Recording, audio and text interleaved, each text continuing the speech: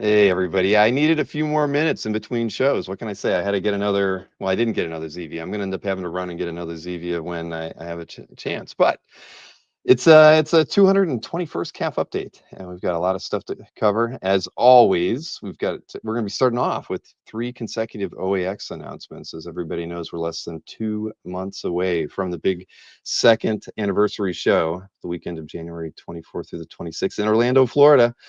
And still got a lot of announcements to do, and we've got a few guest announcements that are going to happen in the next, one during the show, and then a few in the upcoming week.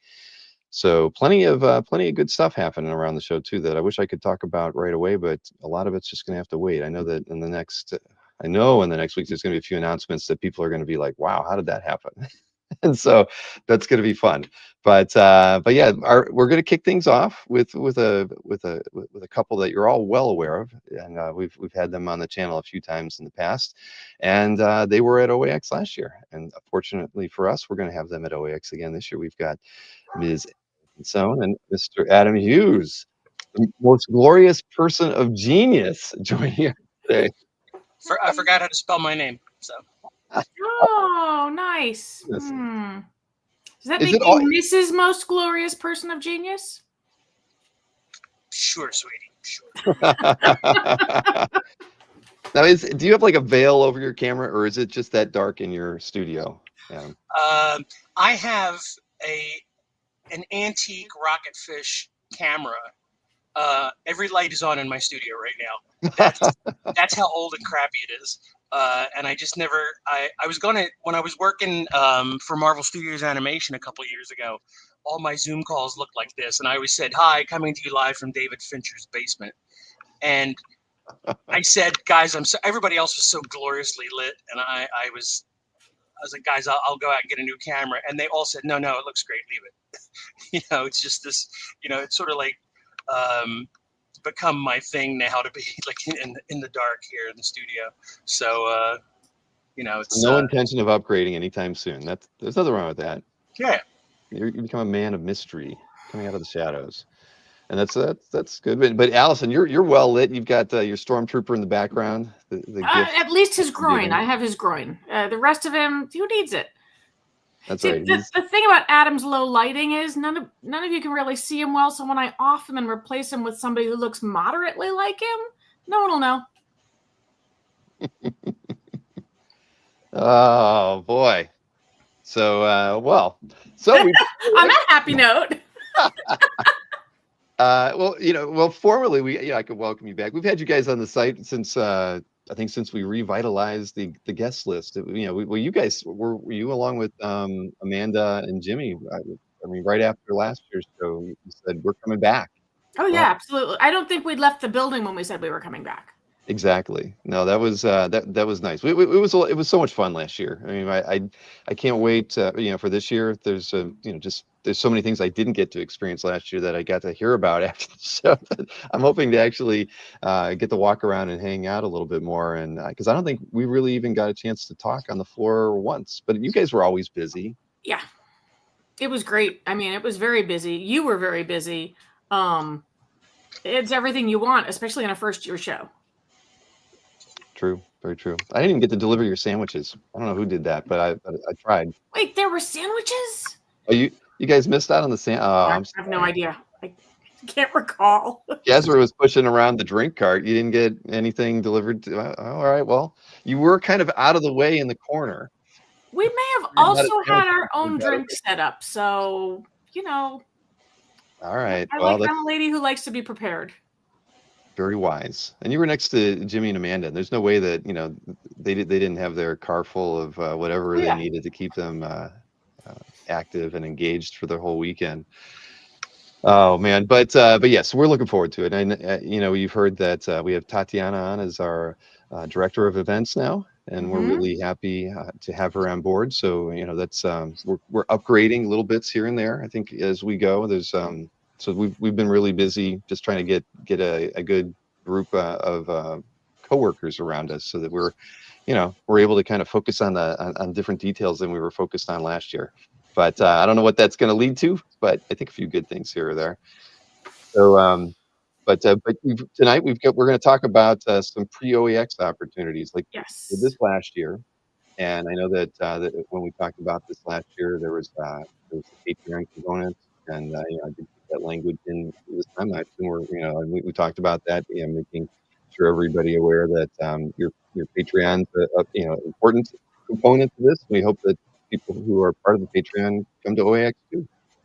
Absolutely. And I mean, last year it was really obvious that the focus was on original art. I don't think we sold 2 prints, 3 prints. Hi, Bill's kitty. Oh, However, this year, due to unforeseen circumstances, OAX is going to have the unique notoriety of being the first U.S. show to have Adam's new sketchbook in how many years? 8 years? oh wow. Yeah. 7. So 7. Yeah. So there you go. That's for you, Bill. That's fantastic. I saw that you were posting a few announcements socially, I think, about it. Well, we were going to debut it in New York. Okay. We had them all shipped to New York, and then we didn't go to New York, and thoughtfully, fans did not, in fact, crack those boxes all by themselves and help themselves to them. They eventually made their way here, and then we took some to Stockholm. And so, yeah, you're going to be the first domestic release of the new sketchbook. Well, I like to hear that. I have at least 6 of your old ones still here, and I know that they're very collectible. Everybody wants to get one, so yeah. I get a lot of messages from people asking, am I going to sell them online? Am I going to sell them online? And it's like, I would love to. We're just really not set up for that right now. And we have so much going on. I just don't trust myself to see it through from beginning to end and not have people screaming, where the heck's my stuff? So we're much better at putting things in a suitcase and on a tabletop. Very smart. And but like you said, I think last year the focus was definitely all on originals, as it should Yeah. be. I mean that, but again, I there isn't a collector that I know that doesn't have one of Adam's sketches. Well, and Adam left a uniquely large space in the book for original sketches. Oh, nice. So you could hit both bases with that. With your colors, I imagine, right? There you go. Yeah, I don't. Not that paper. No. Right. It's on a glossy stock that covers, so it's not. And I'm going to be all very right. busy coloring Amanda sketches. Thank you very much. I'm going in a new direction. I was so embarrassed when you handed me that, the Amanda Connor piece for the auction. I mean, I was so Why? distracted anyway because I didn't realize it was your colors on it when you Well, handed why it would to me. And you? then I you don't walked color away, it. and I looked at it, and I'm like, oh, I'm an idiot. I didn't even say wow. I It's just looked at it. fine. I think I said wow, and but that was one of the highlight pieces of the auction, really. I mean, just having you both work on a piece together, that was fun, and That was a there was thrill. a It cat was in really it. cool. Yeah, Adam, he's pretty cool too. I'm pretty sure Wow. he's just a standee at this point. He's gone to a poker game. Oh, there he goes. I'm just placing my thoughts elsewhere while you talk. It's like every other day of our marriage. Yeah. I get it. Well, I have the show poster that Adam worked on, that Gerhard did the backgrounds on, that I had everybody sign that went to it with the 500 signatures on it. I get to look at that every day and remind me about how much fun we had last year. So that's and I even noticed that my wife even signed it. I had no idea, and it's like right in front of me now. I get to see Maureen Cox with a heart next to it every time I look Aw. at it. I haven't told her I realized that she signed it, but yeah, so we have this year is going to be a lot of fun. But Good. I did want to at least finally say wow to that Amanda Connor and piece that you did with her, because that was great. And if you choose to do it again, I think it'll be as big a hit as it was last year. If she asks again, I would be thrilled. I mean, it was a real honor to be asked, and I'm always sort of relieved when I go, woo, I didn't screw it up. So I was really happy with how it turned out, and I think Amanda was. So it was a very cool collaboration. Yeah, it was really, really beautiful. And it was so kind of them to ask. I mean, I'm so appreciative that to them I'm not, oh, Adam Hughes' wife brought colors, hooray! It's they see me as my own artist, so that's really nice. Well, some of the most fun photographs from OAX was from the auction, and in particular, you. Yeah, again, we brought our own refreshments, so. Yes, I could tell you you were very spirited during the auction, and that is a was good word. That's a good word. Yeah, I did end up with that. Spirits were involved. Yes. Yes, and it might be an Orlando thing because we're getting ready. We leave at the end of this weekend for the big week-long Orlando dog show, and wow. yeah, I just spent a lot at the liquor store to get me through that. So we're packing the car and bringing all our holiday joy in bottle form. But yeah, so we'll actually be down there again next week. It's very Smokey and the Bandit. We're smuggling booze across the border. Booze and dogs across state lines. Yeah. Right. And you were here not too long ago too. You were doing something at CGC a few weeks back. We were at CGC a few weeks ago. And February is our big month because we'll be back for a cruise. Then there's a dog show in Lakeland. Then there's some agility in Brooksville. I might just get like a condo or a timeshare down there and, become permanent staff at CAF. You could. Yeah, Lakeland's not too far. I know. Really. So yeah, well, you'll have to email me your schedule.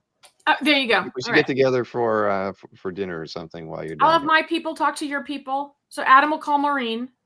That would be nice because I like you said after the show that Adam's #1 fan didn't even introduce herself last year. Very disappointing. Right. She's not going to get away with that this year. I can assure you of that. But hey, I turned on the commission opportunity on the site. I'm sure some people were poking around already. I didn't post it in the chat, but I'll go ahead and throw it in there. I didn't put the right slides into the on the page yet because I wasn't 100% sure on the on some of the details, but it should be. We'll go over them now. I got the slides and everything, but I did put the link in the chat now. And there's a mosquito flying around my computer that I got to get before it gets me. So that's the worst thing that can happen is for me to get a mosquito bite right here and you guys have to look at it for 3 hours. But yeah, here, where were my slides? Let's go over here and take a look at these. So 3 tiers. Last year you only had 2. We had a $12,000 and a $6,000 option. So this time around, there's also going. And we should say now, how often do you do commission? Pre-con commissions of any kind, typically? I think this was the last time last year, right? Yeah. That's what I was thinking, but I wanted to make sure that everybody knows how these opportunities are. We talked about it for New York, and we didn't end up in New York, and we talked about it for San Diego. Sometimes life just gets in the way, so. When you see it and the opportunity arises, I think it's really in people's best interest. If that's their grail, I've always wanted one, do what you can to make it happen because we can never ensure that these things are going to happen. And, until yours last year, how long had it been before we'd done them? Adam, years. Yeah. Certainly before the pandemic, if I recall. Right. And we did a commission opportunity during the pandemic for, of all things, folks in Malaysia. Because why not? But it's few and far between. So if it's something that you want to do, there's a comment there. 8x10 single has 2 price points. We're adjusting all of that because we got a little wacky and didn't get Bill the information in time. It's all going to change. There's going to be 3 different sizes and 3 different price points. Correct. Yes, and so the price points are going to be 3, 6, and 12. Yep. And if we're going to stick to what we talked about right before the show, there'll be a 9x12 single character half figure at $3,000.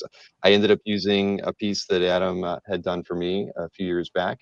So that's I had to get an extra plug in for my Scarlet Witch because she's beautiful. But when we didn't have this option last year. Last year was the $6,000 and the $12,000 option. So this one's on 9x12. Then there was the 11x17 single character full figure. Adam's choice. Paging Tatiana. Yeah, this one's obviously I'm an ex fan, and so I always like Nightcrawler, and Adam does a very badass Nightcrawler. That's for sure. Nightcrawler is always my favorite mutant. And it shows. And then this, then I think we had just an extra 11x17 here of Harley. And now, when we were showing these too, these were ones that had been worked on last year. Is that right? Or am I mistaken? I think that particular one that you're showing, that was actually the largest size. That's gonna. Okay. Last year it was what did we make it? I think it was 11 by 17 last year. This year we're gonna make that biggest size 14 by 20 to match Adam's large cover scale. So that piece was originally the largest of the commissions last year at 12,000, and it's because of the ink work and the detail on it. Mhm. Yeah, the commissioner didn't want Copics, Right. so he said, "Could you just do pen and ink?" And I was like, "Well, geez, I got to really give this person their money's worth." So I just inked the living crap out of it. And that's another option that people will have in these, is they have their choice of grayscale and Copics or black and white line art, because I know some folks, they like one more than the other or vice versa. So, at all three price points, they have the choice of either one. However, the large one, the 14 by 20, that's the only size that you can do 2 characters. So, and this one would have been the large one from last year. That's why Adam added hyenas, and he went bonkers on it, because this was the larger commission. I was feeling so bad. I was going to put a logo on it, draw like a carnival in the background. And meanwhile, it's glorious. I mean, Adam doesn't see it, but like the amount of detail in this piece is just bonkers. The commissioner was over the moon. He was thrilled with it. I mean, the most fun part about this was coming up with the because I dubbed this piece Wheel of Misfortune, and it's like, how is Harley going to kill somebody today? And there's her mallet, there's a shotgun. How is she going to kill somebody with a plunger? And I wasn't paying attention. I'm the king of bad tangents, not paying attention. I just sit there and go, oh, I'll add this. It's like she has a bottle of poison stuck in her ass. And yet that seems suitable. Yeah. I didn't catch that the first time I looked at this, nor the second. Yeah. So, because, it's weird. It's like people, I'm constantly being stopped on the street and saying, "You are the most glorious person of genius I've ever met." And they'll sit there and they'll, they don't actually. I just that's something I ripped off from Top Gear, Grand Tour rather. But people will come up to me at a con and they'll compliment me or praise me about some compositional like magnificence of a piece, and I didn't know I did that. I mean, I just draw what I think looks right. I run on. There he is, right in her ass. All right, we won't focus on that anymore. But the with the amount of times that people will like go, you are, you've used, golden symmetry, or you've used something, and I'm like, what are you talking about? It reminds me of like, when the Beatles first came out, they're all self-taught musicians and they're just making songs what to them sound like, oh, that's nice. And, music critics are complimenting their use of Aeolian cadences and stuff. And they're sitting there going, I wish somebody would invent the internet so I could Google that, because I don't know what that means. At the other end of the spectrum is I will draw bottles sticking out of people's asses without paying attention. It happens, right? I mean, you can't catch every tangent. You can't. No, you can't. And I mean, if this was like Wonder Woman or something like that with this bottle sticking out of her ass, I'd be like, "Where's the whiteout?" But you can commit 1,001 crimes in a Harley Quinn illustration, and it just looks like it looks like it works.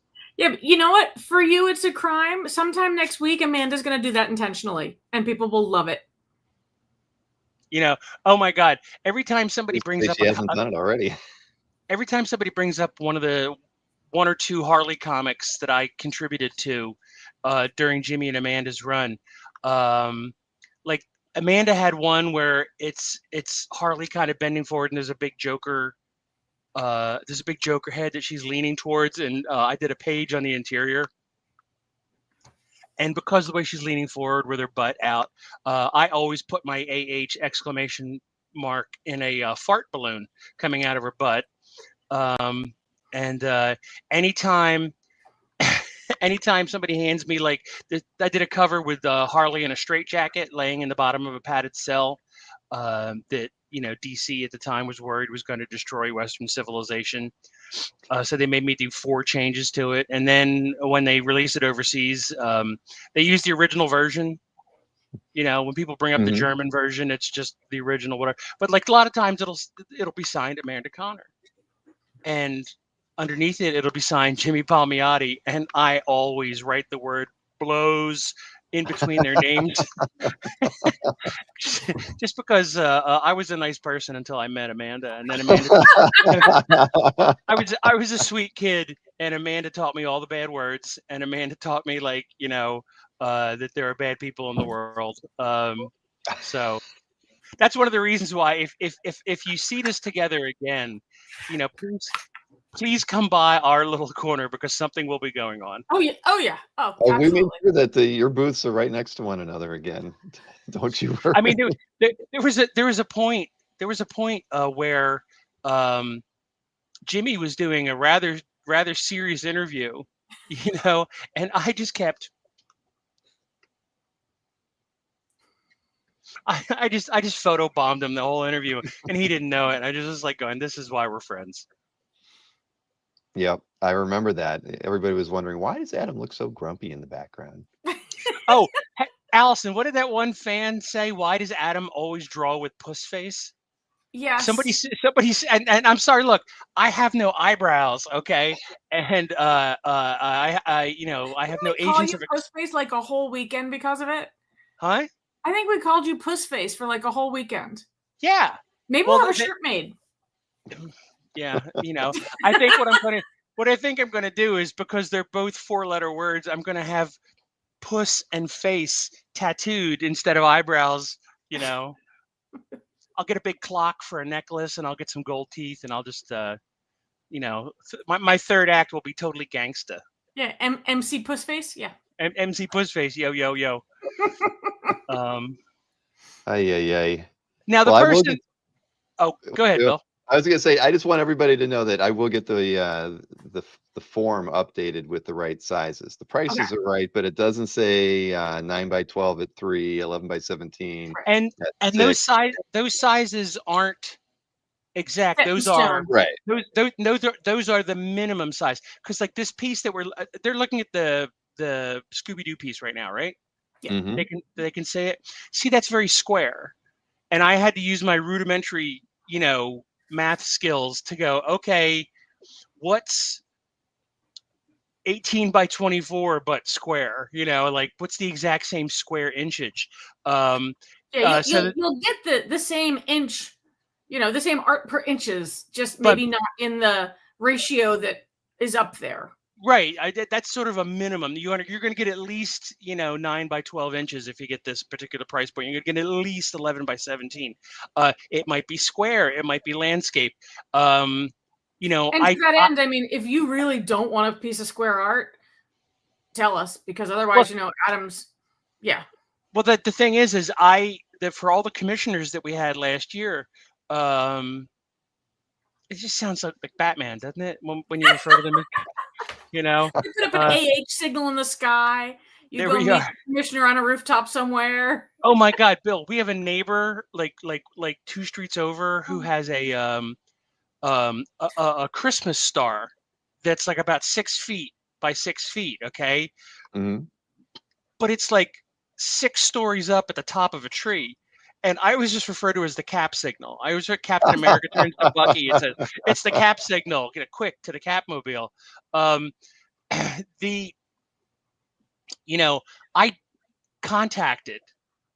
was in constant contact. Normally when somebody commissions me, they're like, could I please get a drawing of this? And I go, okay. And then I do my best to do it. Thank you, JMT. On these, because the price point was like, art sales, it was like for the very special, inaugural OAX. I talked with them, and I gave Adam. First of all, we don't take money in advance. That's important to say. Right. If your art doesn't get done, you're not like on the hook for money. When Adam is ready to start your piece, Adam will email you, Adam will talk to you, he'll run stuff by you. Once the art's done and you go, yeah, you know what, I do like it, then we'll charge you a disgusting amount of money because mommy has bills to pay. And in fact, if you don't like it, you are not on the hook for it. We had one person who they didn't pick up their commission last year, and we were like, hey, no harm, no foul. And we had it sold 45 minutes later at the shows. Yeah, there she is. I was gonna say, wasn't it this one? I thought. Yep, and then she turned into a cover. So yeah.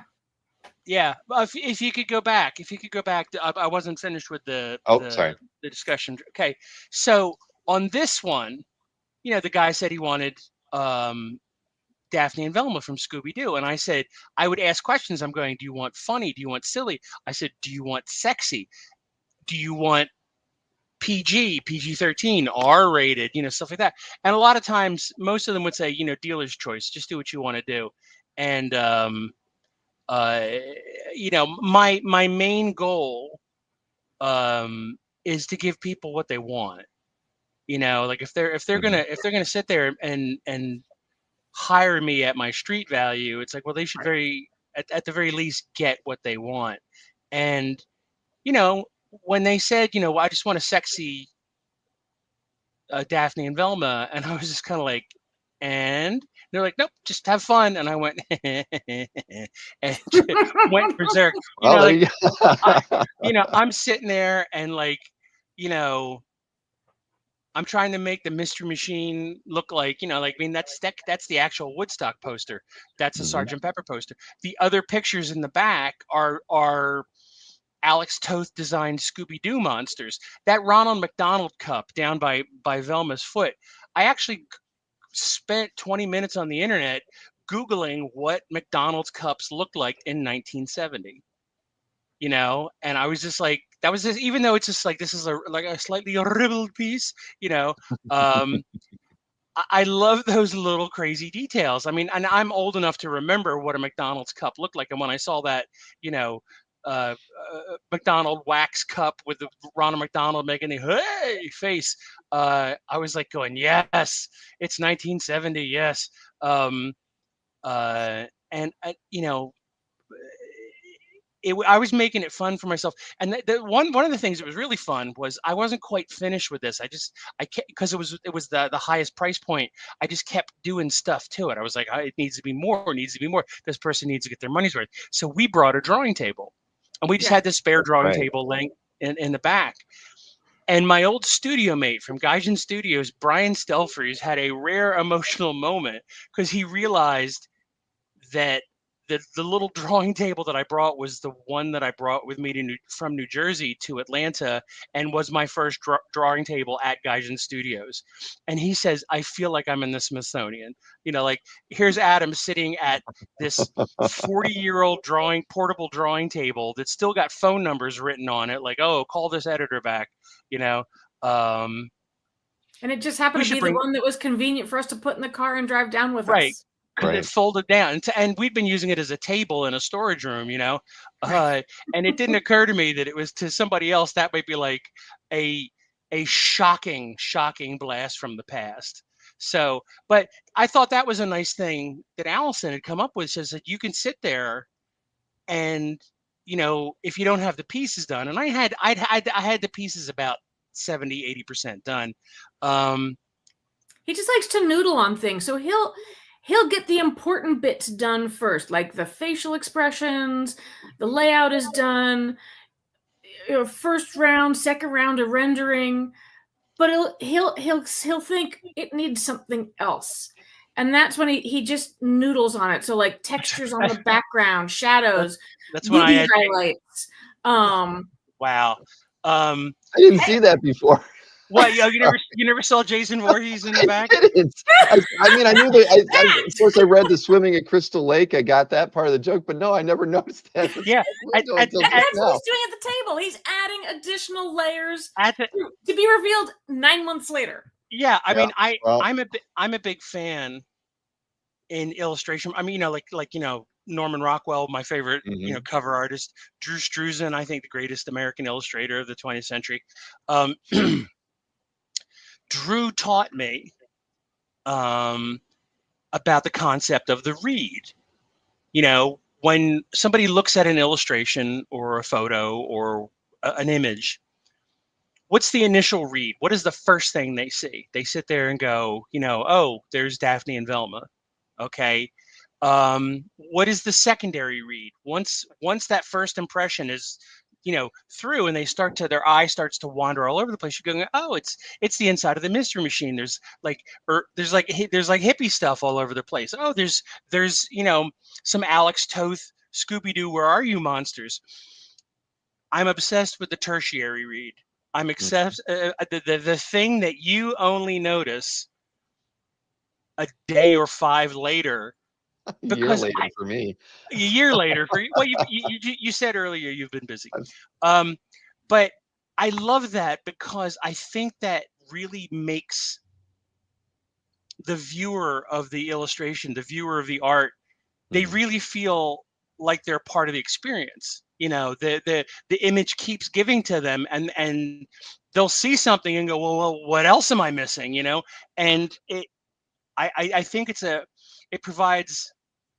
I think when the viewer of the art, the painting, the photo, whatever, when they take the last 5% of the journey and they provide the closure by putting 2 and 2 together or noticing things, I feel like they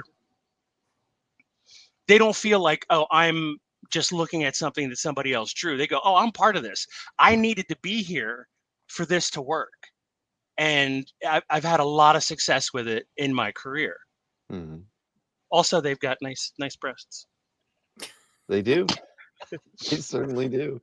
Well, and back look to, at the- you know, talking about Adam working on this on the table while we're at the show, we turned the table so that you're not looking at the back of a table and Adam's hidden. We actually put the back of the table to the wall so that people could have that looking over the shoulder. They could watch Adam working. Yeah, they didn't like you're a guy who's visited Gaijin Studios from 1999 and you've just knocked on the door and Adam's working in his studio. You know, you are actually looking over his shoulder while he's drawing. And anybody that's looking over at my shoulder while I'm working and still has the time to remark on my puss face,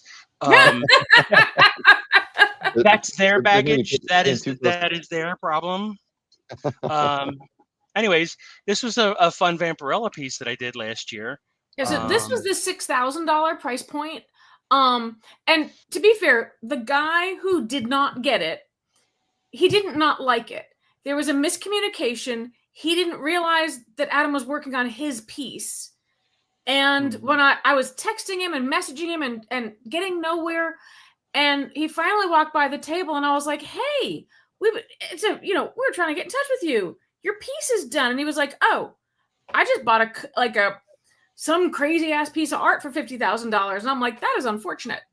How nice. Like he wanted it, but he had, you know, he'd found something remarkable 2 aisles over because that's what your show does to people. And yeah, I mean, again, no harm, no foul. You know, because I think the word went out on the floor. I think maybe some of your social. It was sold in 45 minutes. It was fine. Exactly. And then it turned into a cover. And had this originally started life as a cover, I would have charged a lot more than $6,000 for it when I sold it. So somebody out there got a great deal. And everything worked out well. The original buyer ended up with something he found that he loved 2 aisles over. I can't feel bad about that. I'm glad that one of your vendors had a big fat sale. Everybody's happy. Everybody went home with something great. And, let's see. I think we have one other one. Image like no, that was that one. What did I miss? That's what I passed up. Nightcrawler. Yeah, Nightcrawler and that one, and the Dark Phoenix. What level was this one? I don't recall. I think that's the 6,000 as well. That's the single figure. Okay. Yeah, but I did give them $12,000 worth of stars. Yeah, I remember I was sitting there working on it, and when I'm not sure about what to do, I noodle. Everybody does it. The youngest, you know, sort of single-celled amoeba-like artist will noodle.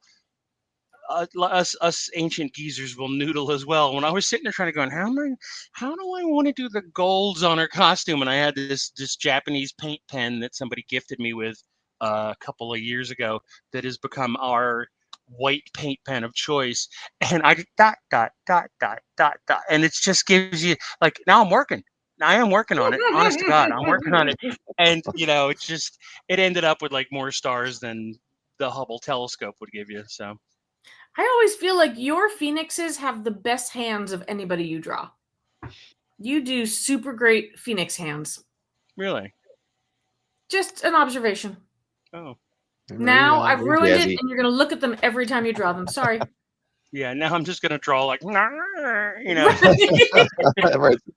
Yeah. Yeah, but put a Now bottle on. in her butt. No one will notice. yeah. What's that? I said, put a bottle in her butt. What'd you No one will notice. There we are. Wow, I think I've discovered our theme for our 2025 sketchbook. Just, characters with bottles sticking out of their asses. Well, they sell. If it sells, it's Right, not a yeah, bad thing. right. The kids love it. They've traditionally, this goes back decades. But yeah, so this is just the different kind of stuff that we do, and it. I mean, OAX, the inaugural OAX last year was such a breath of Joy. fresh air because It was I awesome. I've been doing conventions since 1988, 1987, I think. And, I'm the only person that kind of was like, whoa, thank you, COVID. I don't have to go to a convention for 3 years. And when we returned in 2023, WonderCon, correct, Allison? We did We had WonderCon. no intention of returning at all because we were really happy not going anywhere. We loved it. But WonderCon's always been great to us. And of all the shows we had to cancel because of COVID, they were the ones that said, would you do a makeup? Right. And we did not disappoint them. They've always been awesome. And whenever we talk about doing a makeup convention, I'm like going, should I put on mascara? I mean, it just no, it's. I'm not making a joke. It sounds weird. It needs a better name. But all the conventions we did in 2023, because we'd gotten a 2.5 to 3 year break, I was no longer allergic to planes. I was no longer. I actually had a great time, and we went very unprepared. Like, we'd spent 3 to 4 years at home. We had no new product.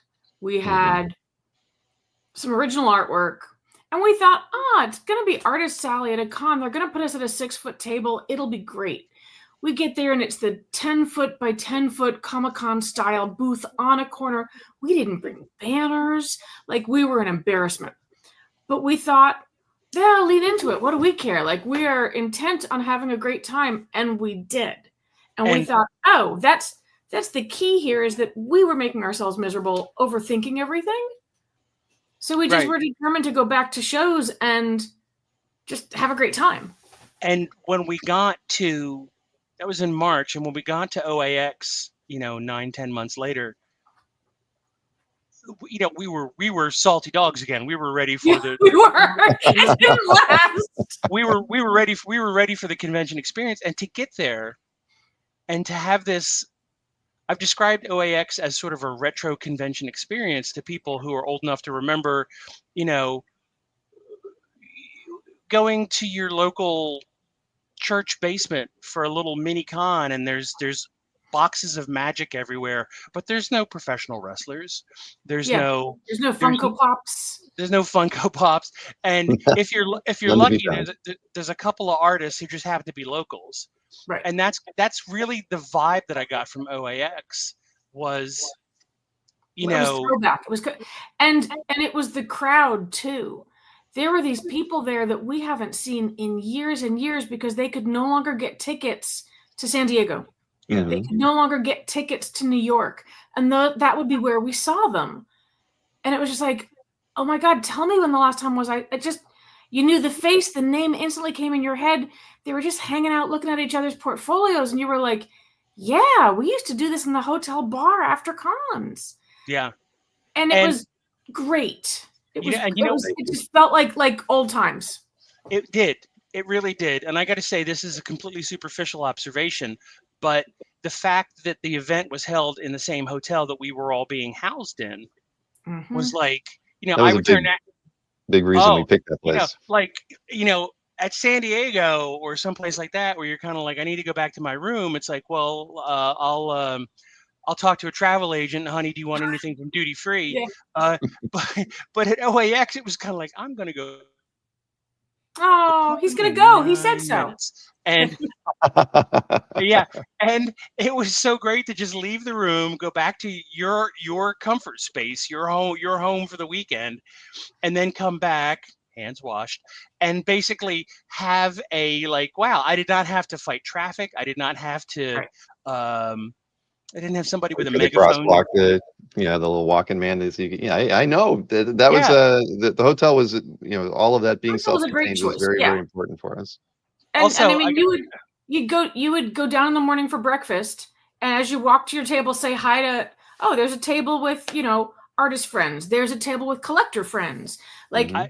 I will say, as a Husky cheerleader, the burger at the hotel bar is one of the best burgers I think you're going to find in Florida. I was actually pushing it on people like I own yeah. I had one steak while in I the was bar. there. That was a damn good burger. But it was also but the nice thing too. One of the things about older conventions, and Bill, kick us off if we're taking too long. The I'll give you 2 more minutes. okay. Uh, the hotel bar was just big enough that it felt like the old days where you worked all day in one room of the hotel, slept all night in another room of of that same building, and the rest of the time you hung out in that local little watering hole in the middle of the lobby, and that place was just the right size that And the overflow, there were tables right outside. There were tables in the lobby. oh You could even go out into the That's courtyard where good. you had that great opening night dinner where everybody just hung out.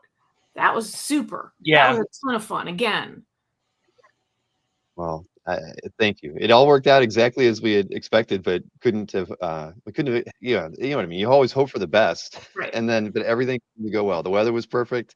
Yeah. I mean, there were glitches, of course, throughout the whole thing, but as far as what most people saw, they didn't see any of that. And I really, we couldn't have asked for a better outcome from last year. Every single moment of the show, I could tell. I mean, when you're walking around and you just see everybody Oh, smiling. Kazra says the bar's going to be open till 3 a.m. Oh, Woo! that was one question we had for them because I think they closed the bar at midnight, and we said, Good man, and Kazra. they have a different person in charge now, and their outlook was, well, as long as you're still drinking, we'll keep it open. We're And like, let fine, them then we know. want to guarantee till 3 a.m. if we want it. And they can expect to sell more burgers now that Adam has endorsed them, so they best be ready. That's right.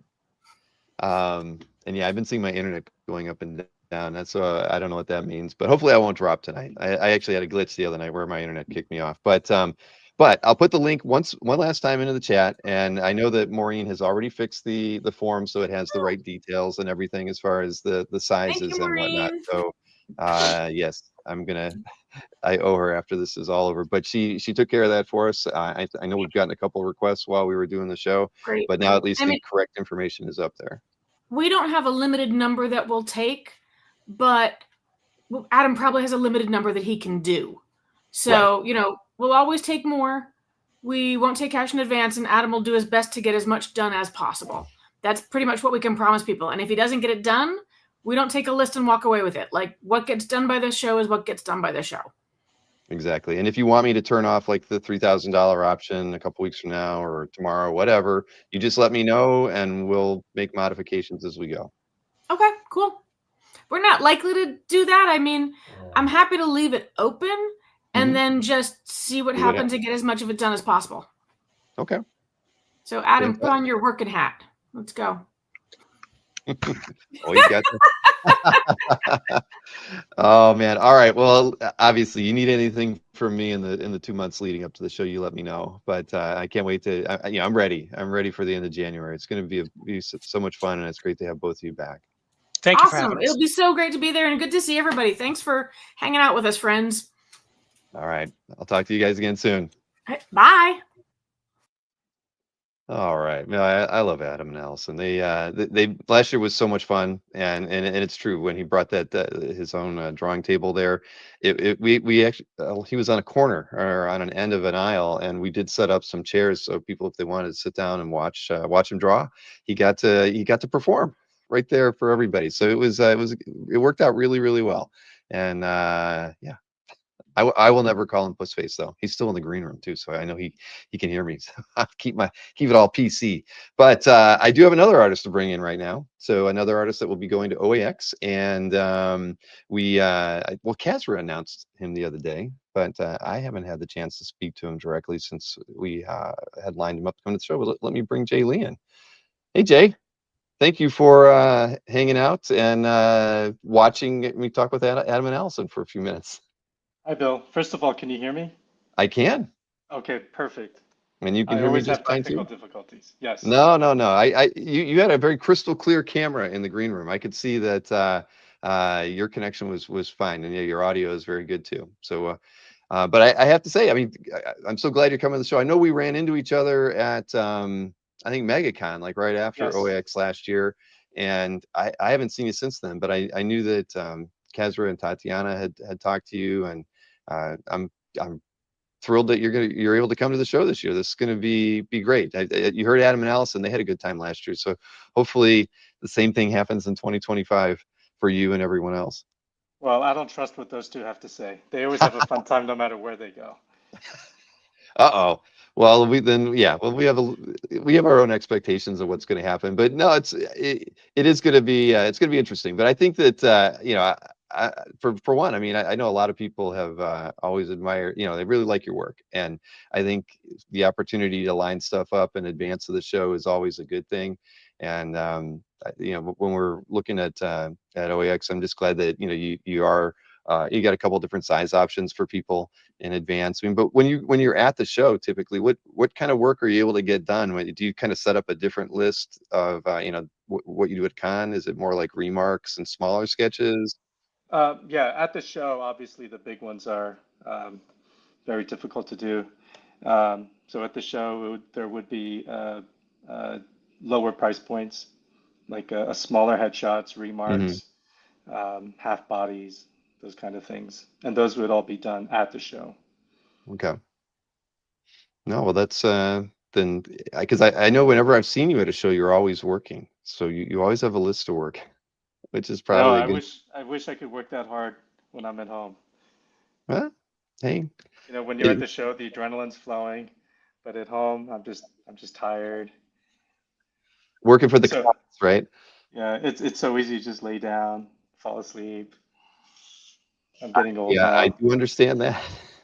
Are you at home now, or are you Yeah, traveling? no, I'm at home. How many shows a year do you do typically? Maybe about 10. Okay, so you're out at least once a month. Yeah, it seems like it's focused though. Like or concentrated. Like I think during the spring and summer, of course. Hmm. Yeah, we kind of planned OAX to be outside the normal convention season, just so we wouldn't step on anybody's toes and whatnot. So that's kind of how we picked late January, and we just figured that was a good time to get into a warmer climate for at least Yeah, half. I know. Who doesn't want to go to Yes. Florida in Yeah. January? So James Dornoff just mentioned in the chat that you're fantastic, and he got a great "Something Is Killing the Children" prelim cover at San Diego. Congrats, Oh, James. thank you, James. James, he's got a very good art collection. I got to see him at San Diego this last one as well, and do an interview with him not too long ago. And Perna Studios mentions their appreciation for your Dark Tower covers. Oh, thank you. That was the best job I've ever had. Really? That would Yeah, rank up there? I got to draw everything I love drawing. Medieval things, Western themes, um, old broken down things. I hate using the ruler. My nightmare would be drawing a science fiction book with clean looking spaceships. So that would be the last on your list of jobs that you'd want to take. It's Yes. thing like that. Oh, okay. I think I don't know what I have. I know I've got something from you in my collection now, but I used to own one of your Century covers, the one with Spider-Man on it. That was I regret letting that one go terribly. It was awesome because you drew Spider-Man so I mean, it was nice having Sentry there, but the Spidey I remember was just fantastic. And I know, Oh, in the thank you. we're going to show here, Spider-Man is a common image in some of the pieces that are the example images. But yeah, you draw mean Spider-Man. There's no straight Thank angles there. you. But yeah, well, let's see. I did turn on, just so everybody knows, I turned on the commission screen for Jay on the website, and I'll throw the link in the chat as well. And I'm multitasking tonight, but there you go. We got that in there.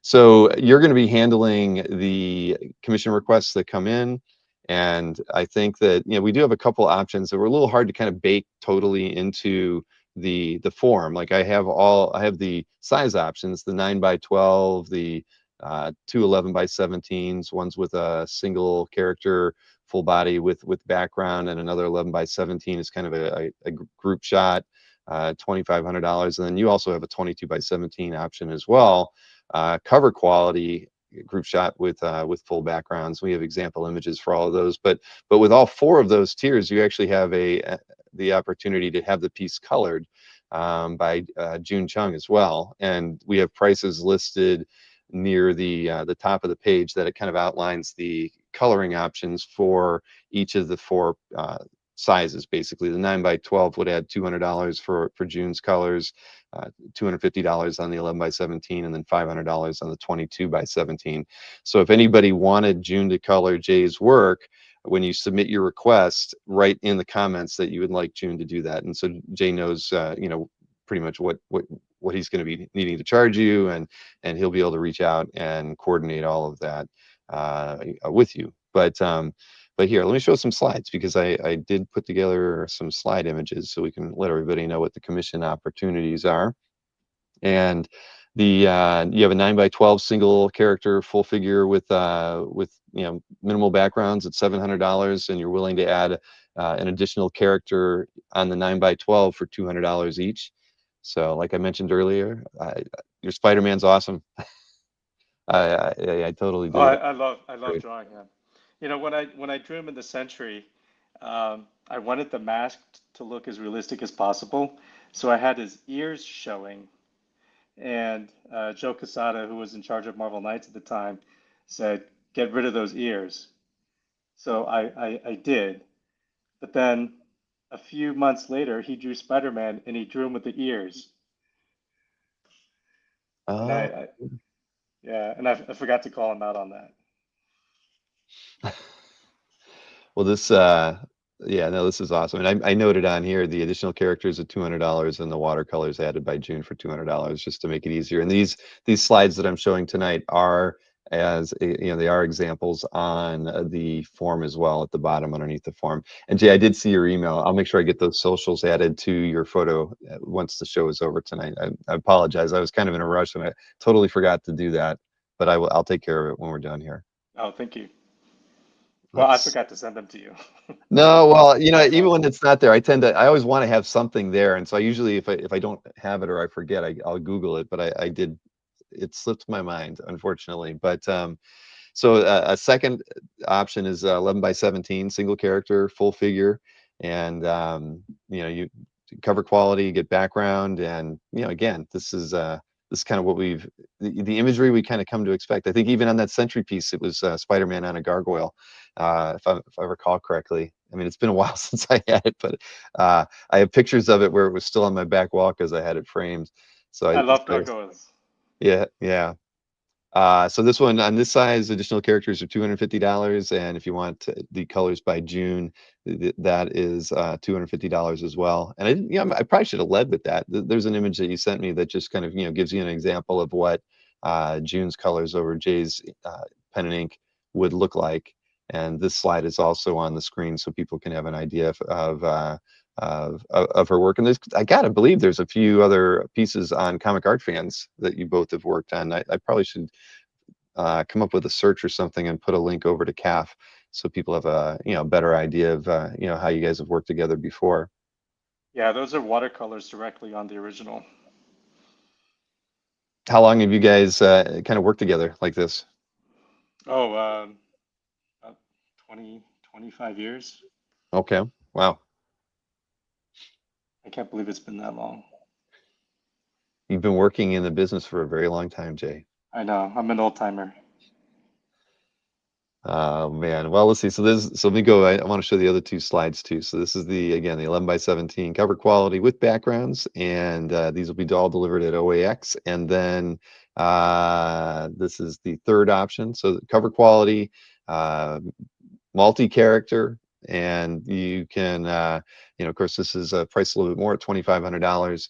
Watercolors on the 11 by 17 still at $250 for June. And I mean, assume you cap the character count, but how do you kind of handle a commission like this? Can somebody come in and just say, I want all the Avengers kind of charging Well, the screen? How do you deal with that on the commission request? yeah, it would have to be within reason. Mm-hmm. But, the more characters there are, the smaller they become. So in a way, it's not as hard as you would think. But at the same time, yeah, if I had to draw every Avengers character, that may not be realistic. Exactly. But that's stuff that you'll work out with the client when they reach out to you to kind of Right, figure out. Yeah. right. I mean, usually as long as it's under 10 characters or something. Right. Well, like you just said, at that point, if all the characters are only 2.5 inches tall, it's going to start. It'll begin to get a little diminished, I guess. Right, right. And so this was the 11 by 17 group shot cover quality. And let me see, the other one was the much larger 22 by 17. I assume, is it on one board as well, Jay? Yes, yes. That's a single Good. board, not taped together. Good, good, good, good. I mean, that's, I think, how we as collectors would prefer it. So single board, 22 by 17, group shot on this one, $5,000. And if June were to color it, that would be another $500. And again, what is it? Felix has coined the term wall power. Something like this would be pretty amazing to have on the wall and be staring at all the time. Because again, your style is very, very distinct. You know a Jay Lee piece when you see it. And I mean, you've done a lot of covers in your time, so I think everybody's pretty familiar with your work and what to expect for commissions of this quality. And at 22 by 17, that would be like a double page spread, Right. poster size almost. Yeah, no, that would be pretty spectacular. And I mean, how many of these would you do? I mean, in a year, do you get a lot of requests for commissions this scale? I do a few, Yeah, but of course they take much longer. exactly. Well, that's why we wanted to have you on about 2 months ahead of the show, just to give everybody, give you the opportunity to get some of these in and have time to work on them. So let me, 2 months goes by pretty quick. yeah, well, especially with Christmas and New Year's sandwiched in between now and then. I know Yeah. it is going to go by very, very quickly. We still have many things to iron out, but yeah, doing it the second year is a little bit easier than year one. I can tell you that. But you're going to enjoy it. The one thing I can tell you is you can bring comfy shoes if you want, but the floor literally must have like 2 layers of padding underneath the carpet, because it is the softest room you will ever be in. You're in the entire year if you go into any cons or art shows, because I don't know what what their intent was, but I mean, it's everything a con you're used to going to is not. You don't need to bring a like a mat to stand on, because I mean, it's like it's spongy. It's practically it's far too comfortable. But they spared no amenities to make this place hospitable to people who've gone to cons before. It's got the east and west walls are all windows, so you get a ton of natural light. I mean, it doesn't feel like a convention at all. You're not in a giant cave auditorium with no windows. It's a very different experience. I have a feeling you're gonna enjoy your time there. So if I'm tired, I can just lay down under my table and take a nap. Practically. Yeah, I just yeah, you probably won't even need a pillow. But we don't give you a lot of, well, the thing is, our show is from 10 to 5 each day on Saturday and Sunday. Okay. So we tried keeping it, we don't want you to be there, have to be there at 9 and stay there till 7. So 10 to 5, it goes by really, really quickly. I mean, a lot of the collectors that were there last year were like, wow, 7 hours, 2 days, I still really didn't get to see every art dealer and every artist that they wanted to see. So it is a show like that where the 7 hours go by fairly quickly, but like Adam and Allison were saying, because it's all under one roof, you just come down the elevator, take 50 steps, and you're almost at your table. You're at least in the hall. So it works out really really good. You can sleep till 9:30, maybe even later, and still get to your booth before the hall opens. So you don't have music blaring? No, not at Yeah. all. No, I've been to some conventions where It I'm was sitting right under yeah, the exactly. speakers, There'll be and nobody on loudspeakers shouting, no running in the hall, please, no running in the hall. Yeah, you won't have any of that. And although there was a little running in the hall at the start of it, but I think it was just for effect. But no music. Again, it's the best part of, one of the best things that I heard from many people at the show was just because it's all art collectors. They were like, everybody felt like they had something common with anybody that they bumped into at the show, right? right. But that doesn't happen at a con, right? You don't know if the guy next to you is a Funko Pop collector who wants to get you to do a remark on his Harley Quinn Funko Pop, or if they, I don't know if they're just if they remember your Century work and got some comics for you to sign. It here, everybody you're hanging out with is an art collector that you immediately have something in common with, and it was very refreshing in that way. So yeah, so I'm looking forward to having you at the show. And again, if there's if there's anything leading up to it that you need, obviously Tatiana and I are here to assist in any way that you need it. And again, I'm just looking forward to getting to hang out with you as much as I can during the weekend. Well, thank you very much for having me. I'm really excited about the show. I've heard nothing but great things about it, Fantastic. That's what we and like I'm to hear. and I'm gonna make sure I have that burger that Adam recommended. Yeah, I'm gonna have to have another one. I didn't remember it as the best burger I ever had, but I remember it being darn good. At the end of the first day when I was really whooped, I had a beer and a burger, and it did feel like it was probably one of the better meals I had that weekend. But yeah, me too. So again, Jay, thanks, man. I appreciate it. It's going to be a lot of fun, and the weekend of January 24th to the 26th. I got to keep reminding myself of that. But uh, can't wait to see you. And again, have a great holiday, and we'll see you in 7 weeks. All right, you too. Thank you very much. All right, see you, Jay. Bye. All right, so my cat hasn't come back in here. I did leave the door open, but let's see. I've got one more guest, and I've been very patiently. We had a little longer segment to begin things off, but my next guest we haven't announced yet. So this is a debut of another artist that we have coming to OAX in January. So let me bring in Mr. Uko Smith. Hey, Hey, this us. We've never met before. It's a pleasure to meet you. no, we have not. The 7 weeks kind of scared me there a little bit.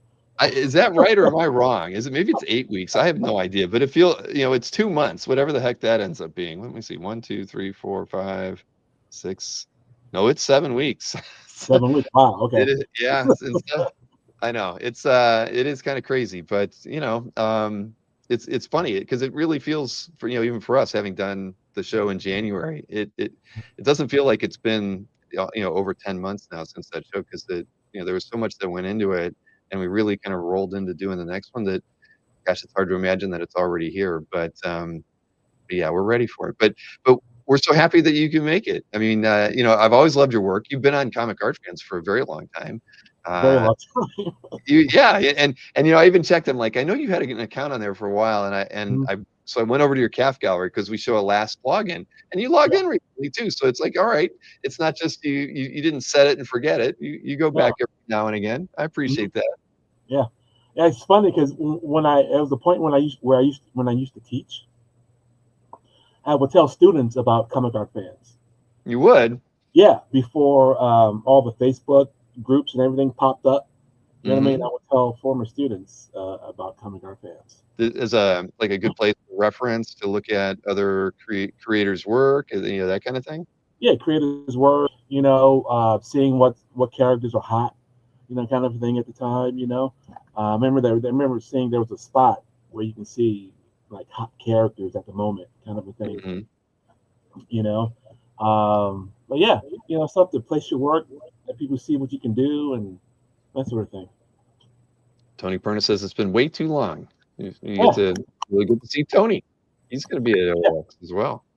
I last saw Tony at Mid Ohio.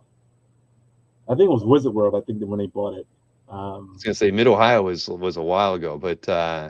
yeah, I grew up in Northeast Ohio, so I went to the Mid Ohio show several times, and maybe once when it was Wizard. But all right, Kazler's reminding us it's 50 days from now. Yeah. 50 days. Yeah. No pressure there at all. No, not at all. But the thing is, obviously I've seen your work on CAF, and I'm very familiar with your work. Very colorful. You have a way with color, and very, I think you can tell a piece of yours just by, the color. It's bright, never Mhm. mute, never dull. Everything pops. And I have to say, thank you for, I talked to a lot of artists early on in the just shit, when CAF was first coming out, and a lot of artists told me stuff like that. They used it as reference to look at technique, or even costume references.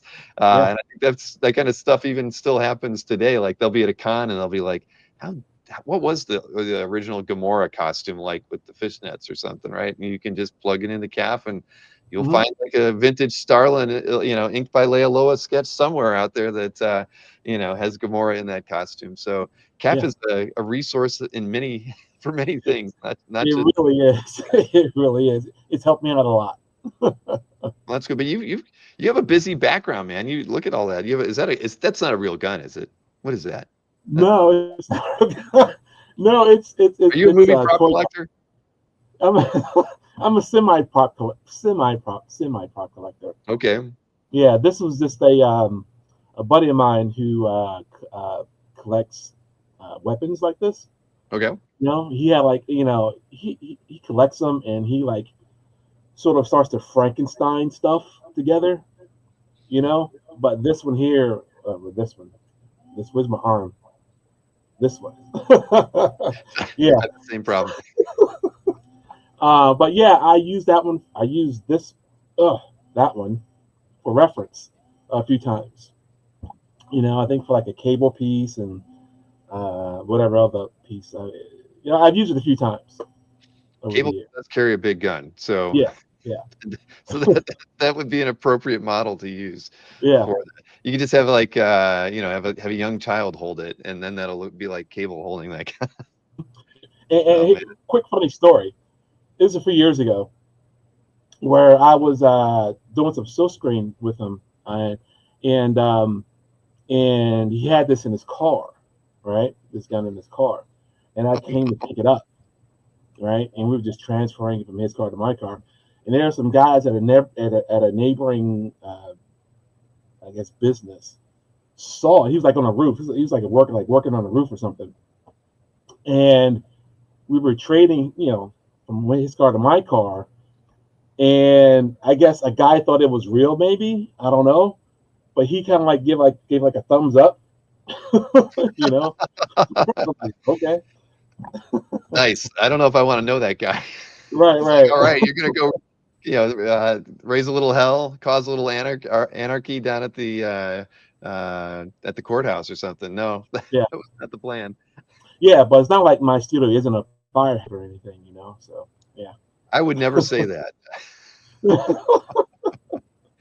Oh man, but so well, the thing is, I made sure that I asked you before the show about the commission opportunities, so I got them right with the black and white and the color. So when we end up looking at your commission opportunities, there's literally 9 options to choose from because of the different, black and white versus color, and I just wanted to make sure I got everything exactly correct so that I didn't screw anything up, because that's the last thing I want to do is have people looking at examples and getting confused between the prices and stuff. So Right. I tried to be very, very thorough.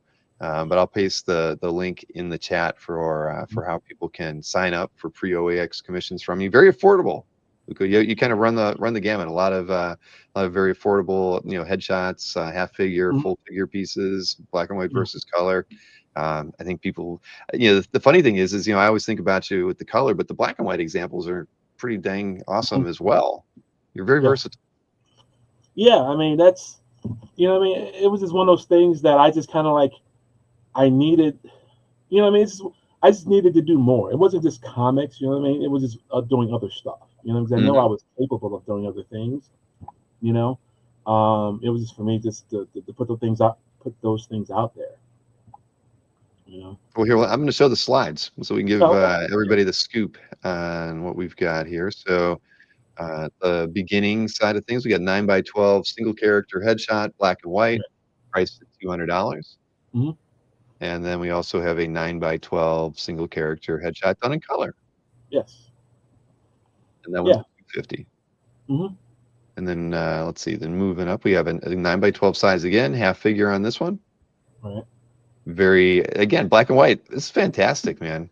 I love the ink wash on it. Figure work solid. Yeah. And okay, then these are $300 for the black and white version, or $350 for color. Yep. Yeah, I mean, like for these, like the half body ones, 9x12 ones. These are things that I normally would do like on a daily basis that I post up. As I call them dailies. The things I just do like in the mornings. When I'm here.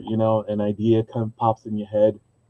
And I usually get them done within like a few hours or so, 2 to 3 hours. It's kind of like my limit, but some may go overboard, then they really don't become a daily at that point. But I try to keep it within that 2 to 3 hour limit for like some of these 9x12s. Yeah. All right. Well, Andre says hopefully you'll like his screwy request. Okay. Find out what that is, I guess, in a little bit. I'll find out. And then I know I've got two 11x17 black and white examples, but again, this is with a single character, full figure, minimal backgrounds, and black and white, priced at $400. And it's awesome. Are the white highlights done with like an acrylic or gouache, or how's that? Because it's glowing in your scan. Yeah. There's a base to it of white, like acrylic. But then I use airbrush to really make it really pop. You don't bring are you going to have an airbrush in the at the show? I usually bring it to shows. Sometimes I don't use them at shows. It's one of those airbrushes where you don't, where everything. We're not going to hear an air compressor running in the in the middle of the hall or anything like that. No, it's one of those self-contained units where you don't need. Yeah. Oh, see, I'm all 1980s here. That's the last time I had an art class. So yeah, it was running off a real compressor back in the day. Right. Which I still have. I actually have two. I have one that's like a huge one. It's like I couldn't tell you how to describe it, but it's very heavy compressor. I don't use it. It's just in my garage, just sitting there. Actually, it's in the basement, just sitting there. But I have the self-contained. I have a much smaller one, but this one here for purposes, just to be quick, throwing your paint. Maybe a little bit of water to thin it out. But yeah. It's a self-contained little airbrush unit. So this was just another 11x17 black and white example, and then let me see here. Oh, that's right. We have a color example for the 11x17 character as well. Yeah. I love magic, by the way. So magic. There's a few magic collectors in our on CAF. Quite a few actually. We do during our Comic Art Live event that we do in May and November. We have a mystery sketch where buyers, they for $200 they can pick the character they want, but they don't know which artist they're going to get assigned to. And I would say every single show, we always get more than 200 sales the last 2 or 3 shows. The number one character is always magic. Yeah, I mean, it's not like one guy buying 10 of them. It's 10 different people. All it is like the most popular character. Yeah, And you know, it's something about. I mean, I love the magic character, and it's just something about like myself with like women and female and swords. You know what I mean? And Mhm. I thought about over the years about why do I love female characters and swords, you know?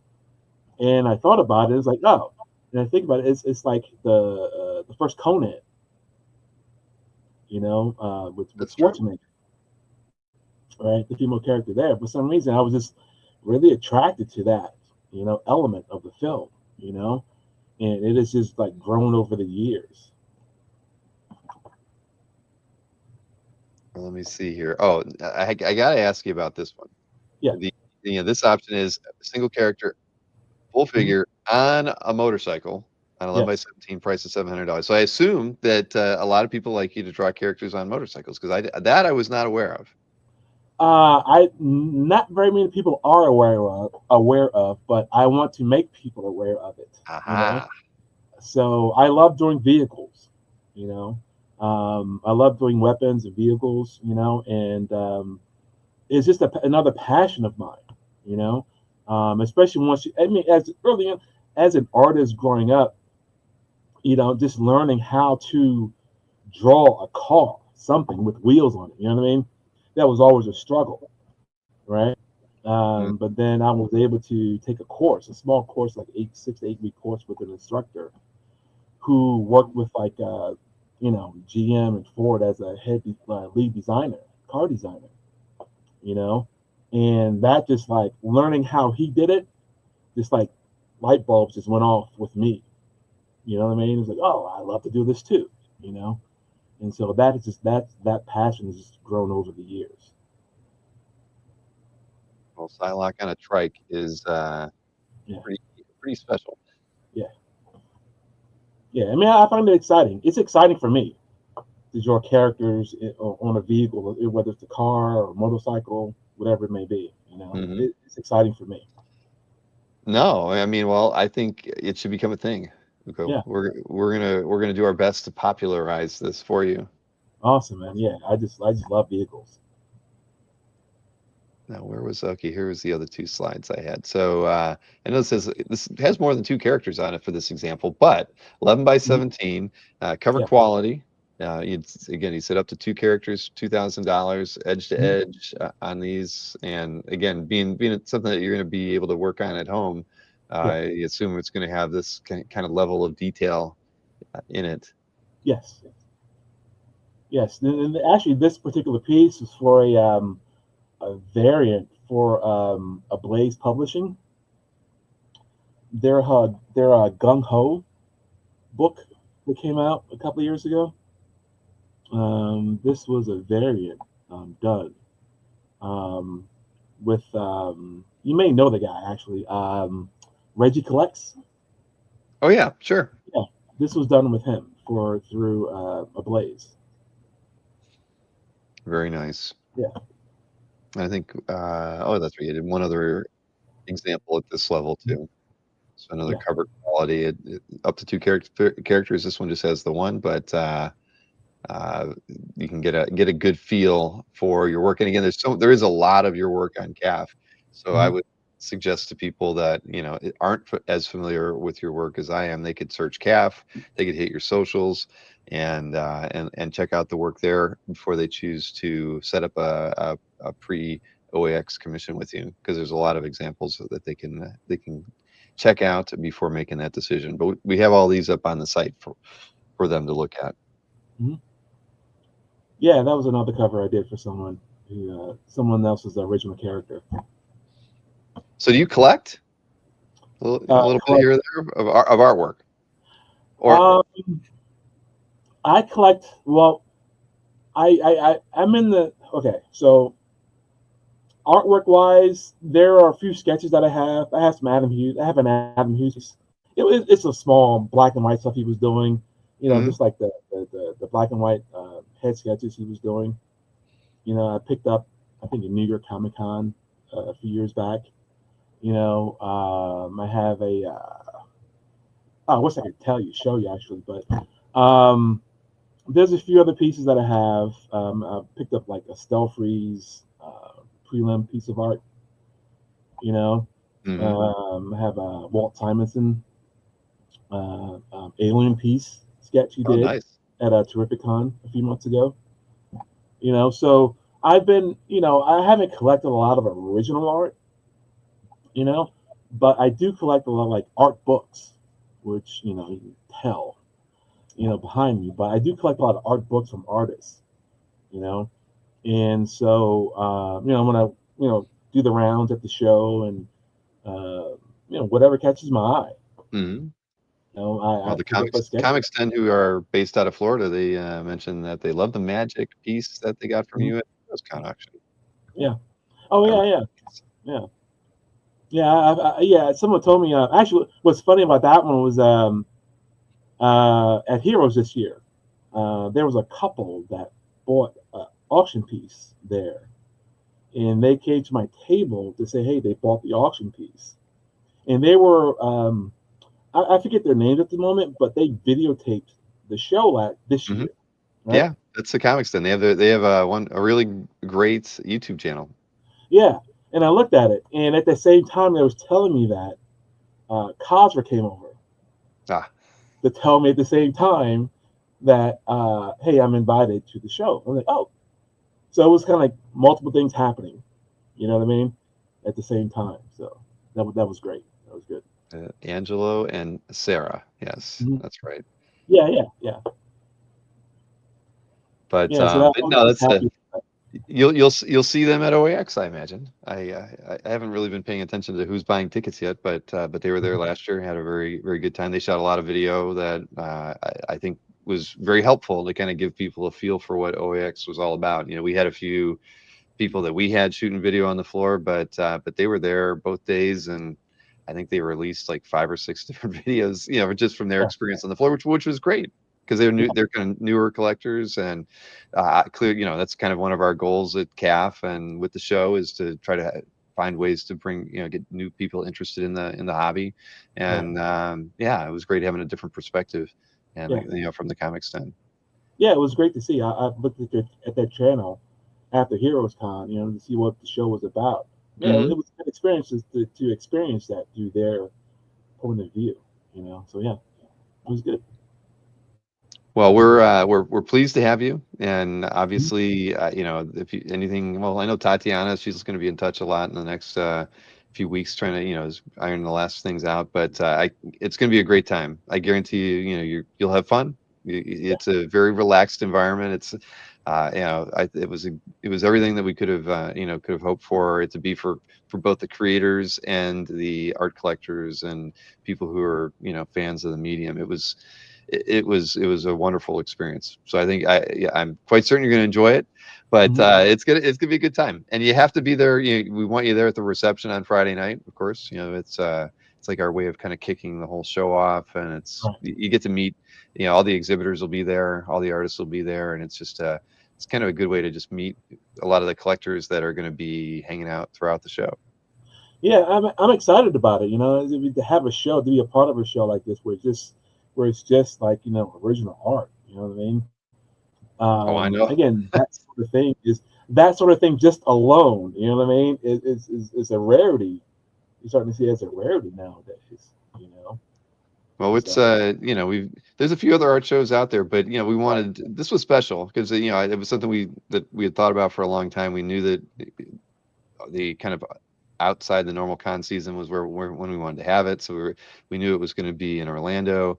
Just had the timing was the tricky part and just finding the right place. But this hotel works out really well. They're pretty accommodating to what our needs are, and there's enough other restaurants around. Universal's right across the street, so if people are we encouraged a lot of people to bring their spouse, make a vacation out of it. So people would come in a couple days early or they'd stay a couple days late, and it just worked out. I mean, I told people bring your family. They can go to the parks for a couple days while mom or dad gets to stay at the art show, and then you guys can go hang out at the beach after that or something. So, yeah, it's that was the the kind of the concept going in, and a lot of people lived up to it. That's why we have couples tickets. I think we sold over probably closer to like 70 couples tickets last year. So it was good. It's art's something you can share with everybody in the family. So there's there's something to be said about that. You're not going to see that happen too often going to a regular con.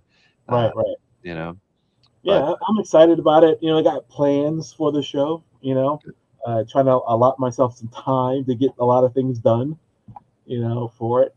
So I'm definitely looking to bring some interesting things. So yeah, you know, I'm really excited. I really can't tell you how excited I am about this. I really can't. I'm glad. I'm glad, but yeah, I know you're gonna have a good time. So again, anything you need leading up to it, you let us know. And Mhm. again, I'm looking forward to getting to hang out and see you do work in person. That's Yeah. I'd like to, as often as I can get around and actually see some of the creators making the artwork, because it's something that, it's funny. It's like I bought a lot of artwork, and I know there's a lot of streams out there on YouTube where the artists are drawing.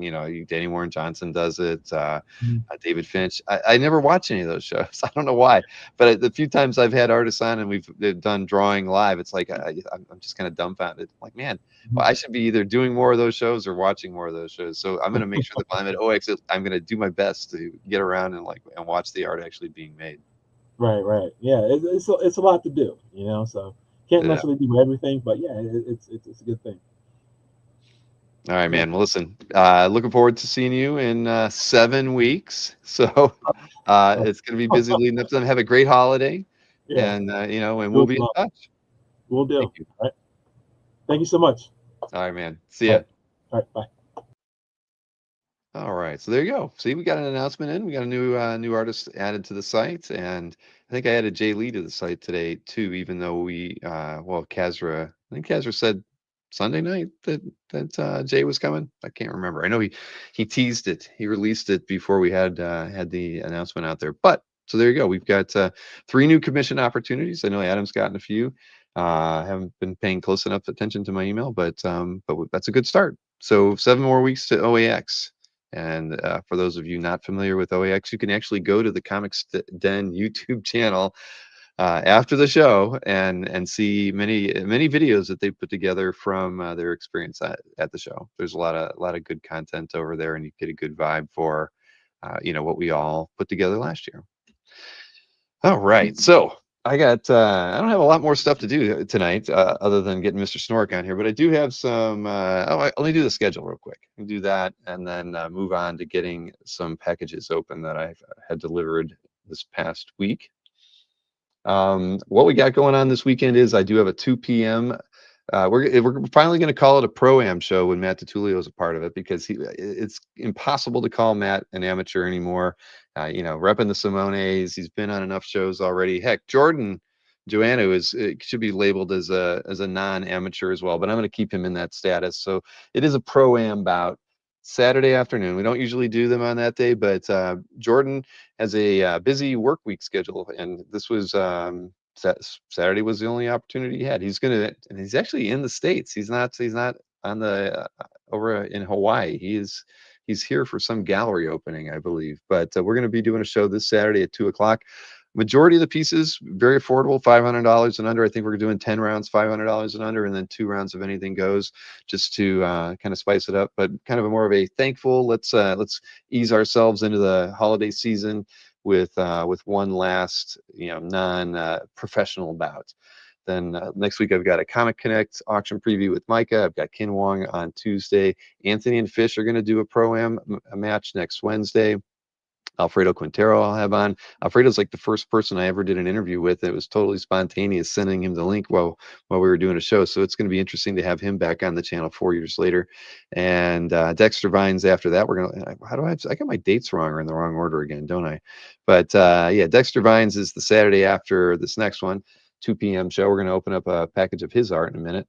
And then Heritage Signature Auction preview in January. All this other stuff's in January.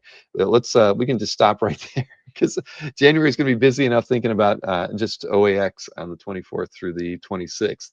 But I did hear from Jim McLaughlin today that Ryan Sook, we did a really short show with Ryan about a year and a half ago, where all the pieces that he brought for sale went to the Hero Initiative, and we auctioned them off. So during that show he did about, I can't remember, maybe 10 or 12 pieces. So Ryan is up for doing another one of those for Hero, and I believe in the month of March, late March or early April, we will have him back on and do it again. So Ryan is one of the nicest guys in the hobby. He does not get out to cons that often, and so when you get to even just chat with him, it's a fun, rare experience. So I'm looking forward to having Ryan back on the channel, and you can see Jeff Moy, Howard Jakin, George Genty, and several others will be joining us after OAX. All right, so what do we got? All right, let me open up some stuff here because I didn't even get a chance to pre-cut any of this stuff either, which is probably my detriment, but I'll do my best to rip through these things as quickly as I can. This is that, I'm sure this is the book that was sent to me almost 3 weeks ago that I never had the chance to open. Their ad is almost expiring over at on CAF from Gallery, what is it, Martel in France. They were doing an exhibition, actually. This is not what I was expecting. This is, I did not get that book. All right, well, there you go. See, it pays to be surprised. This is something that I was told at San Diego that I was going to get. And this will be something the casual will want to see because this is one of the publishers we talked about after San Diego. I totally forgot about this thing. So, okay, well, I guess I didn't get that Emil Ferris book that I was thinking I was going to get. I'll have to email them about that. But, well, I'm not going to break all the way into this thing, but I know that I think Berkey's got some art in here, but this is an amazing Spider-Man, the art of book. A lot of, if not all, John Romita Sr. artwork in it. And I talked to a couple of the guys responsible for the book at San Diego, and they said that they would send me a copy of it. So I'll dive into this afterwards. Hey, so there you go. Very nice. I totally forgot about this. All right. Well, I'm happy about that. Always happy to get a gift. Then let's see. Feels like a shirt. We'll find out. It's one of those, made. Yeah, it's from T Public. I was thinking maybe Alex Garcia was doing another one. What do we got here? What the heck is this? Who did this one? Well, I don't know who did it, but I have a shirt now that says promoter. Okay. With let's see, this garment was created for you by an indie artist. Doesn't, these things come and they don't tell you who got them. So somebody in the chat got me a promoter shirt. I don't know what that why I get that moniker, but I'll take it. And I see Mr. Chris Snork has just gotten into the green room. So we're not going to leave him there. We're not going to leave him hanging. Hey, Chris, how's it going, man? Good, man. You? Not too bad. Promoter. I like it.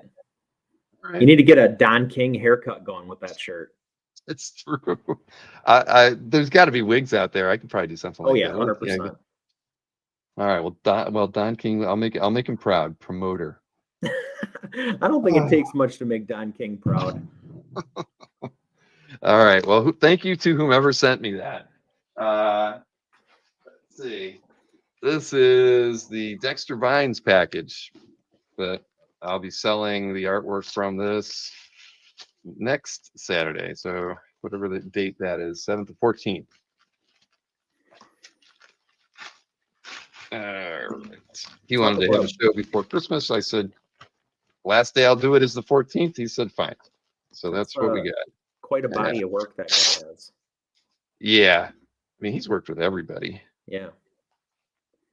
Very nice guy. And George, actually, because of him, that's why I have that show lined up with George Genty in February, I think, because he has worked a lot with George. Yeah.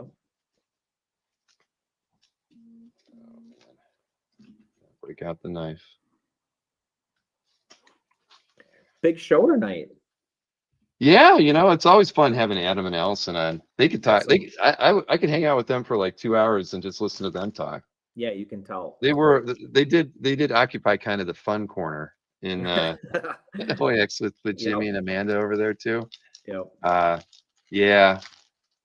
That was fun. But here, let me see here. And I know that for those sketch card collectors, I know that when I got the email from Dex, he said something about, I guess he's done a few Marvel masterpieces in the past, and so he had a few of these sketch cards still available.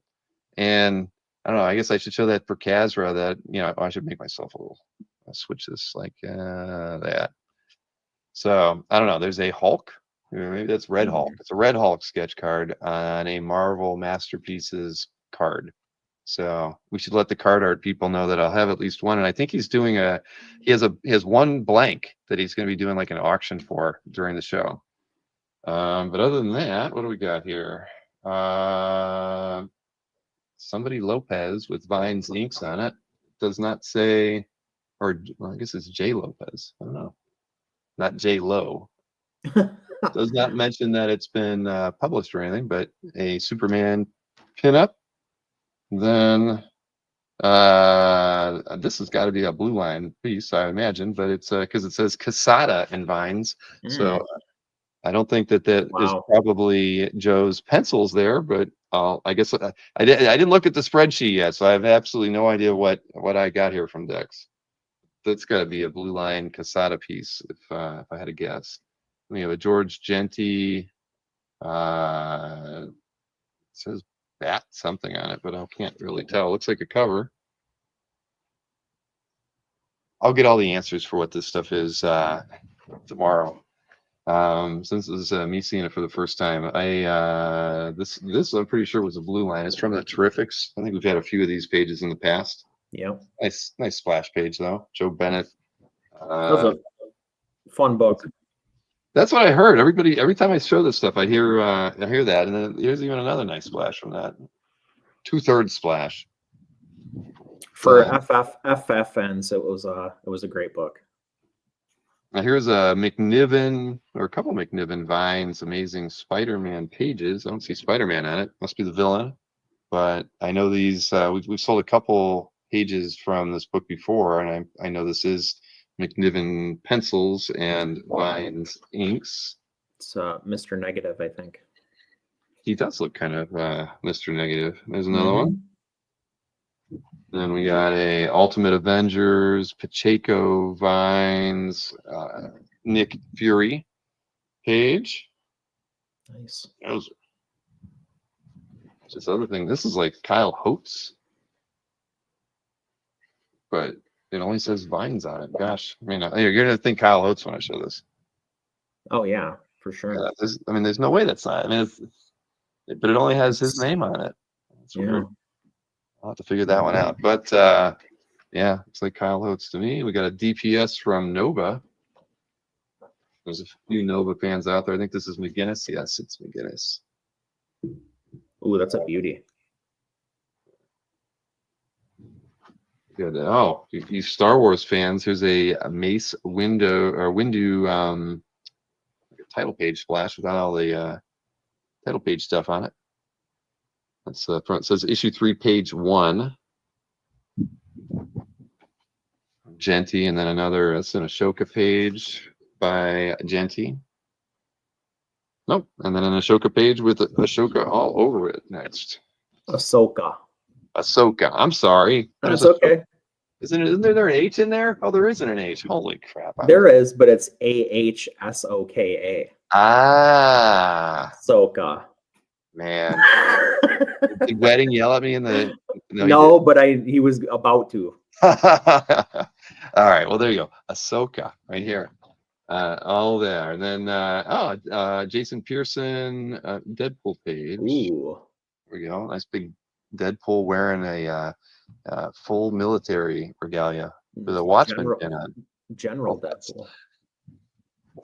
And what do we wrap it up with? A Buffy page from Genty. And I feel like we've seen this one before, but maybe not. This is a Buffy season 9 cover by Genty and Vines. So it looks familiar. I don't know. Mm-hmm. So there we go. That's all that. Good stuff. Thank you. Yeah, something to do on our Saturday afternoon in 9 days. Now, Oh, and I got one of my mystery sketches. I don't know if you saw that. Ooh. It is sitting here. I got this. I still haven't looked to see what the artist's name is, but it was done on 11 by 17. I asked for a Thor, and I got Thor and Oh Loki. yeah. This is by one of Mark Hayes' artists, and yeah, I still haven't looked it up. It looks like MOA. I don't know. I tried. Hmm. I gotta look. But either way, I got a Loki thrown in there for fun. He's even bigger than Thor. Yeah. That's nice. It is. This guy's doing the mystery sketches like that. Tell him 9 by 12. Just stop right there. Don't go beyond that. They don't listen. The extra got you the Loki there in the background. Exactly. Now this is from Matt DiTullio. Did an art sale like a month ago on the channel. I forget. It was like an art. We did an art drop or something with them. Yeah, it wasn't a amateur match or anything. And some stuff didn't sell during the show. So when the show was over, I was like, I'll buy that.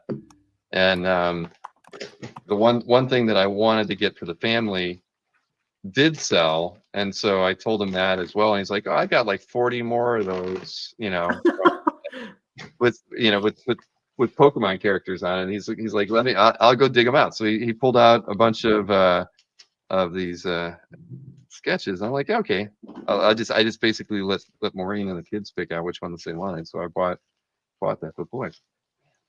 That's what happened with Chuck Arnold's Alex Ross cover. He was like, "Oh, I didn't get the one from the blah. I didn't get the one from the show." And Matt messaged him. He was like, "I've got another one." How does Matt do that, man? I don't know. feel like Matt really has just started, but he has like the biggest surplus of art. He was on that Clan McDonald yesterday, doing a 60-piece art drop. Yeah.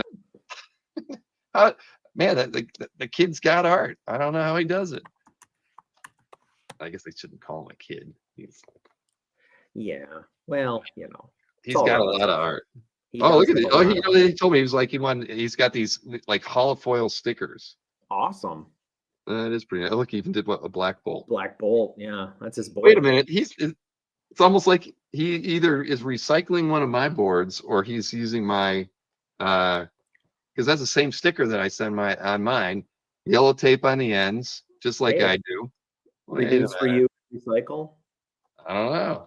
He did ask me what where I got some of the stuff, but you'll be proud of one of these. Everything I ship in came from somebody else. All right, so there you go. There's an Officer Jenny, and I forget the artist's name. They're the ones who did all the like storyboards for the Pokemon cartoon when it first came out. So there you go. That is that. And then you'll like this one. I'm not going to take it out of the bag of the tape or anything, but it's a DeMeo Spider. Oh. And I kind of got the backstory on it. I was like, I guess this was like a commission that he had done like 4 or 5 years ago that the guy wanted to like upgrade, and they were at New York Comic Con, so he bought it back from the guy and let the guy upgrade to something else. Okay. So, and you might think that this was for Gwen, but it's not. I actually bought this for myself. Good for you. I'm like, this is my first DeMeo. I mean, I know you love his work. You got one of the best pieces from him at the OAX last year. And I've been waiting for, a Marvel piece of some form to kind of pop up. And I saw this one. I'm like, and, it was fairly priced. And I said, I'm going to make it my own. So I did. Awesome. Yeah. Way to go. Good pickup. All right. And I do have one more to open. I'm sorry to say I have one more package to open. I'm loving it. I know you were trying to get scores on the football game. Hopefully people are going to keep you up to They're winning right now. The Packers are winning right now against all odds. Against all odds. Not the part. I don't follow football enough to know, but how are the Packers doing this year? Are they? We're doing well, but the NFC North is extremely competent this year. So we the Kings are the Lions, and that's who we're playing tonight. The Lions are doing good though, aren't they? They're 11-1. Ah, they're doing very good though. Yeah, yeah. Wait a minute, how are the Browns doing? Yeah. I don't about as well as the Bengals. All right, now this is from Brian Hitch. This is the package of red coat artwork that we offered at Comic Art Live. Boy, yeah, I'm gonna save that box because that's pretty heavy duty. So I think we had about 30 pieces of art for sale from Brian for that. And I don't know how many, I think we sold about a dozen of the artworks that were there. Chuck Arnold got a piece from that, so that should be in here as well. Several people got pieces. I even bought one.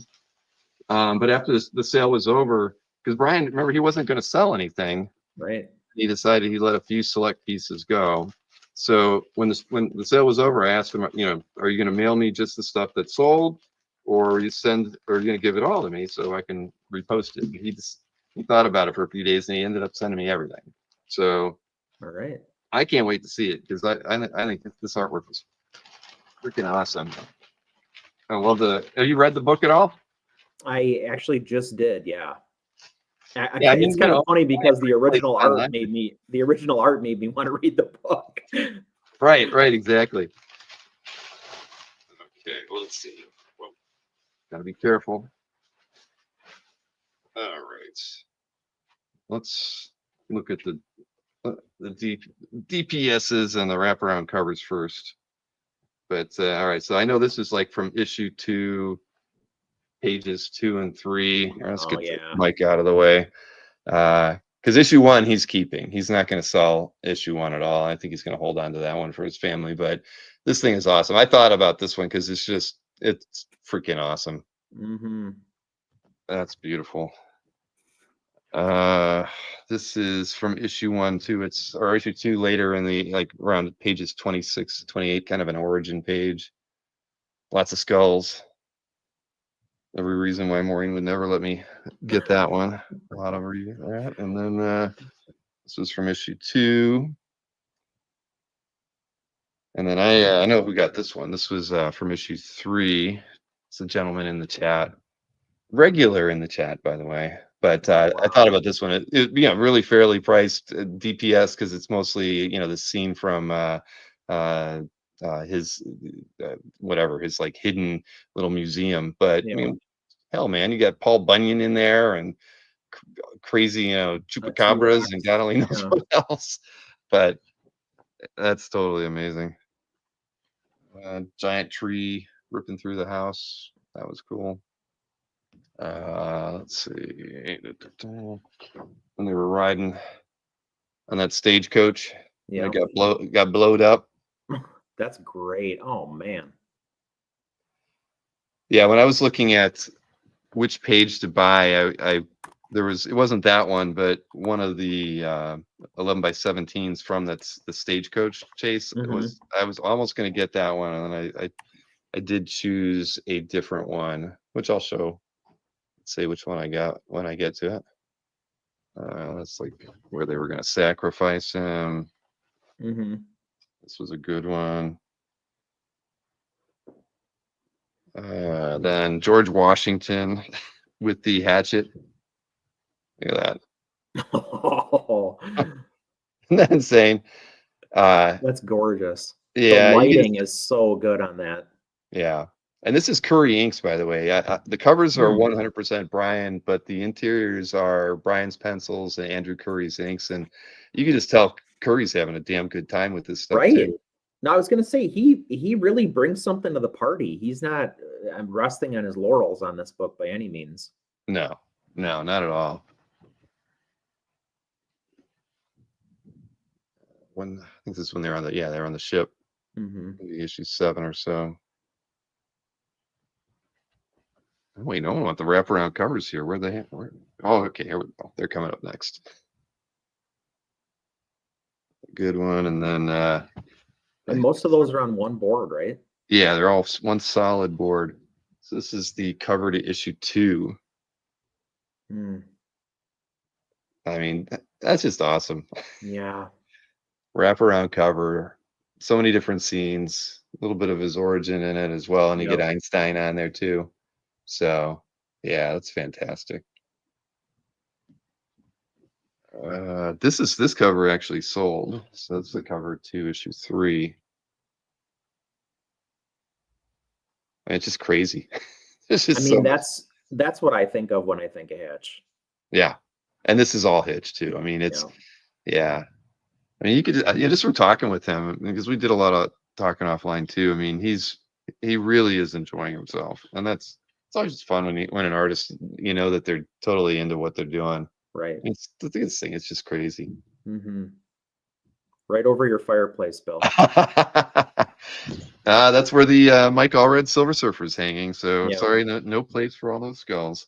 And that one was kind of a weird one. I mean, as far as like content goes, this is probably my least favorite one. But I mean, good stuff. It's hard to complain. But the other ones are really powerful. But this next one, I don't know. As much as I thought the one, well, here, I'll let it speak for itself. This Civil War imagery on this piece. I mean, look at that.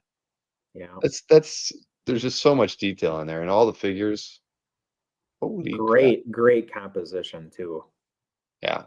That that rifle like literally pointing you at the main character is.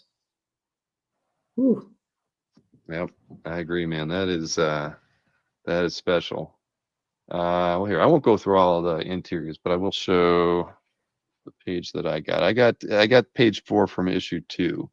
And the reason I'll show the other page I was thinking about getting, but the reason I picked this one, that was when they were in the graveyard fighting. But the first 2 panels are kind of like historical back. It's like he's from the Civil War, and then another one's in the Old West where he can't shoot. So he shoots the guy's hat off because he doesn't know how to fire a handgun. And I just thought, that's just that's not much of an origin page, but it's telling a bit of his backstory. It's like it said something like 1863 in a little script to the side of him, Yeah. and then and I was like, all right, I like that because it's not just about the art, it's about the story too. Yeah. But I will show the one page that I debated getting. Where was that?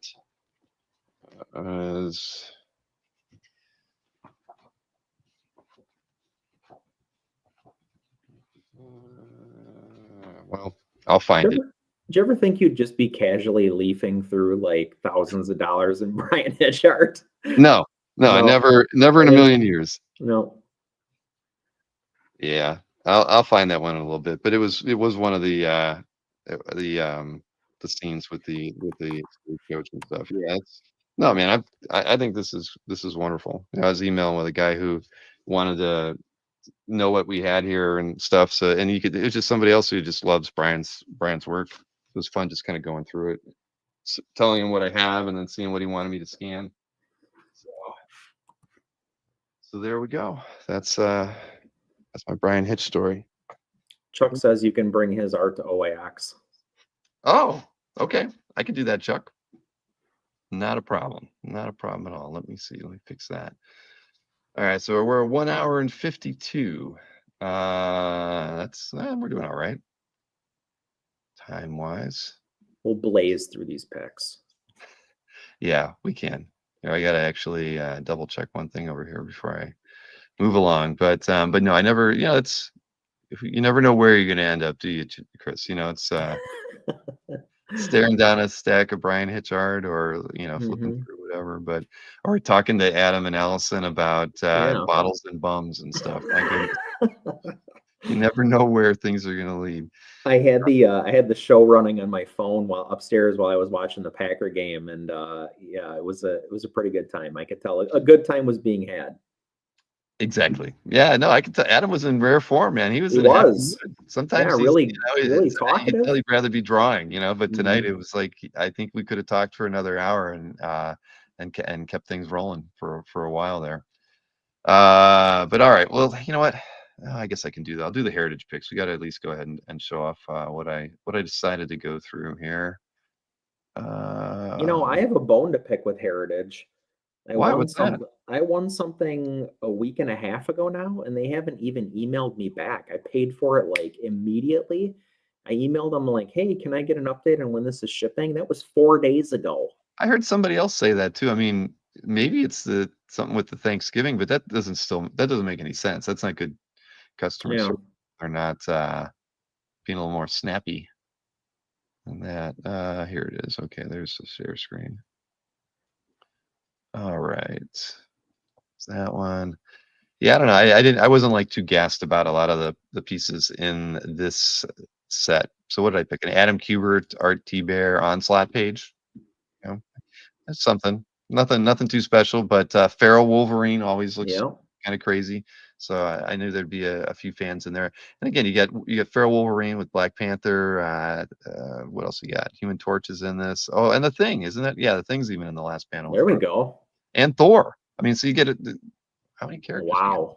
Isn't that the Vision and Quicksilver and I don't know who Human Torch is holding here, but Is it I didn't think Sue? about that. Yeah, and isn't that yeah? Okay, there's a lot of there's a lot of characters in there. It's funny. It almost doesn't look like Adam's Yeah. pencils, but interesting. 96. Yeah, Then it's on the early side. yeah, then this is Buscema, and it's funny. It says Alcala and Gamel inks, but I mean, I know we picked these, but I just thought this. It's back to Alcala adds so much to this piece, right? I mean, Mhm. just really nice details. The ink Like wash. the volume on Conan's face is like next And level. it's that's what caught me as a thumbnail. I was like, "What? Why did he put so Yeah. much detail?" You know, because you don't need to do that. Why did? And he went full on. I'm in life drawing class, I and love it. I'm really gonna render it, Mhm. and he did. But again, I'm sure it's probably loose Buscema, heavy Alcala. The funny thing Mhm. was, I think there's like at least 5 or 6 different Alcala pages in here because this is an Alcala page too. Stan Woke pencils from World's Finest. I just like the page actually. Superman, Oh, really kind of nice. saving the day kind of thing. And That heat vision panel is awesome. mm-hmm. Yep. No, I just thought it was a really good page, and it does look like they probably use marker in here. I see like the little, Mhm. looks like it's fading a little Reddish bit tint. there. Yeah. Yep. Yeah, right in through there too. Yeah, the signature had somebody had two entire prelims of Masters of the Universe mini comics by Alcala, and I was very tempted. Mm-hmm. Ah, yeah, that would have been nice. Yeah. And look, I'm sticking with the DC theme here. Mhm. Don Heck, Wonder Woman, in her sort of invisible jet. Mhm. It's a title page too, right? Yeah, look at right there. Yeah. So this looks like it's all Don Heck. No, nobody else's inks. Huh. So yeah, I mean it's decent. See, I told you I was like I was digging around this time around trying to find some stuff. I did like this Grindberg. This is from Thor Annual 18. I just it's so chunky and blocky. There's something that was kind of appealing about it. Trying to be A Mignola here a little bit. little bit, definitely a little bit, but yeah, I don't know. I like that. Simonson-ish. Yep. Yeah, I like this page. Huh. It's off tempo for him, I would say that, but it Mhm. looks nice. Then this one threw me. A Sean Phillips painted cover from 1989. Something called Crisis, issue 23. I mean, Hmm. this is nothing like Sean works today. So, this is No. I think it's a 2000 AD title as well.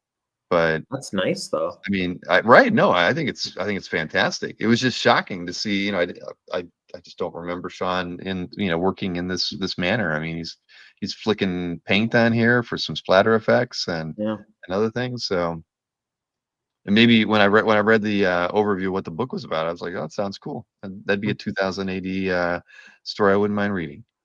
Crisis 23, actually, Marcus.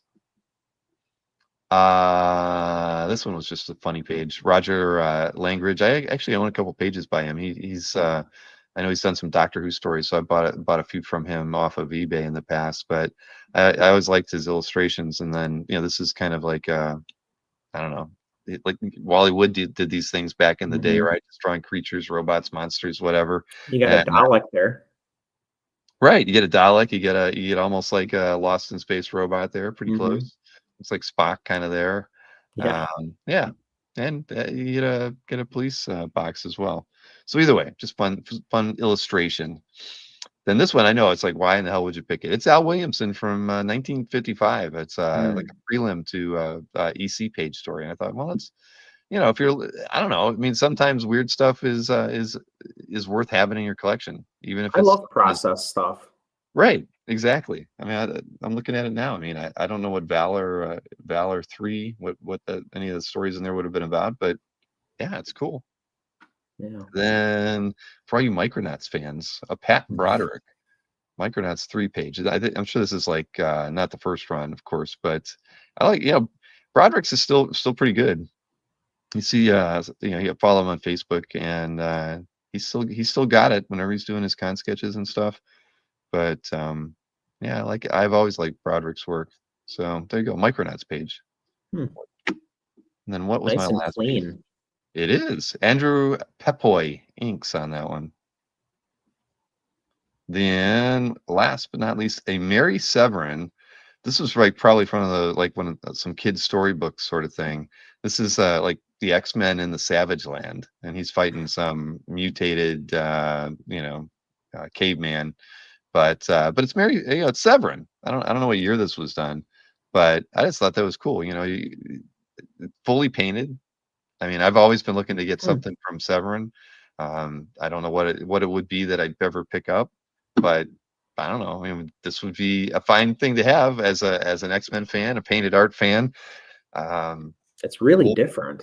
It is, but you can when I look at it, I can see Severin in this. It's definitely in the little squiggly line work, If only it had Cyclops. Thank you. If it was from a kid's book, it's kind of odd that the dude gets his hand lopped off. Is that guy named Claw or something really unimaginative like that? It kind of rings a bell. Oh, it's his glove. Glove, yeah, you're right. Oh, okay.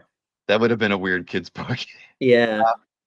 Yeah, I don't know. At first, I was thinking it had to have been like, is it Khazar? But no, it was some. I read through it to make sure it wasn't Khazar. It was some weird, just some weird caveman that had been mutated. One of the mutates. Yeah, that mutates. Yes, I think that's right. There you go. God Loves Comics says Micronauts Broderick was good. Firestorm Broderick was good too. Yeah. Yeah. Chuck Arnold thinks this is alley oop. All right. Moving right I think it's Lil Abner. All right. Well, where are we going from here? We are going to the EXP preview, right? Let's I saw Nick Barucci in there earlier. I don't think I've seen him in a while. He's probably having steak dinner somewhere. So you can run upstairs and check the score on the football game if you want when we when we do this. I might do that. I think we're winning. All right, well, here we go. We're going to see what Nick Barucci has for sale tomorrow. I guess he had a Black Friday sale last week that not a lot of people attended because they were out shopping for Black Friday. So he's redoing it, and he's going to have part 2 tomorrow. Everybody, this Friday, December 6th, 7 p.m. Eastern, 4 p.m. Pacific, on the Original Art Experience, we are going to have another it'll be the first post-Black Friday sale. We had a Black Friday sale. It was fun. A little bit moved, not a lot. But we didn't get the word out there enough. But everybody who did claim, I feel we're very happy. So we're going to have another Black Friday sale. This will be the first post-Black Friday sale. I'm really making this more confusing than it should be. So we will have some great pricing, some blockbuster pricing. Before I put some of my art back in the folios, I thought I would bring some of it back out, offer it at a better price. You guys deserve a discount. And so let me show you what some of it is. Of course, we're going to have John Romita Jr., Amazing Spider-Man. We've got issue 40, page 10, page 8, because I can never do anything in order. We have the Spider-Woman number 8 cover with the Hulk. That rocks. Special pricing there. Detective Comics 1050 with the Psycho Pirate. Check it out. Ivan Reyes and Danny Mickey Gray Line on Dark Crisis cover. We are going to have Jim Starlin Lobo versus Apollo cover from Stormwatch. Then we've got Amazing Spider-Man 13, page 18, both the pure pencils and the blue line inks. Same with page 20, pure pencils, blue line inks. We're going to have Spectacular Spider-Man by Luke Ross and Dan Green, 248, page 19 and 22. Of course, I said 19 when I was holding 22, and then I held 19 when I said 20. Wait, I held 22 when I said 19. Never mind, 19 and 22. Flash Speed Buggy by Brett Booth. I don't know why I'm putting this one there. I actually love that page. Wildcats by Sean Phillips, one of my only Sean Phillips pages. Amazing Spider-Man 650. Check it out. Neil Edwards, Scott Hanna. Justice League by, God, is this Chuck Patton or Rich Buckler? I can't remember. God, I should get demoted for that. Then we have Amazing Spider-Man number 5, page 14 by JR. And we have number 43, page 18 and 19, sequential pages.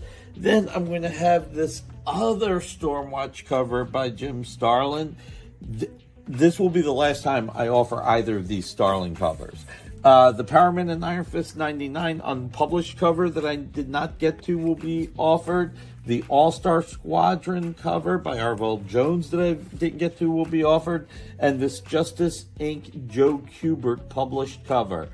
To be very blunt and upfront, this is a bunch of stat, and there is some art, but I want to be clear, this is the published cover, but there is a bunch of stat. So this Friday, and I'll probably have other art. I asked Amy to pull some commission cover art of some of the artists we haven't really shown on the Friday shows, plus Ken Hazer. Got to bring the love to Ken Hazer again. And I'll have other art. So this Friday, December 6th, 7 p.m. Eastern, 4 p.m. Pacific. And it will probably be a short show again for 2 reasons. One, Amy and Jeff have another show after that they're running. Or maybe it's Jeff and Alex. I could be getting mixed up. But also Sunday, I am doing Ruben's show on Sunday. Thank God nothing happened. And hopefully between now and Friday, nothing will happen. But I am planning on doing Ruben's show. It's our 20th anniversary discussion of Dynamite. Between Ruben and I, we'll start Sunday at 8. And we should be done sometime Tuesday or Wednesday. Anyway, all kidding aside, see you Friday, December 6th at 7. Hit that thumbs up. Share. Sharing is caring. Look forward to Friday.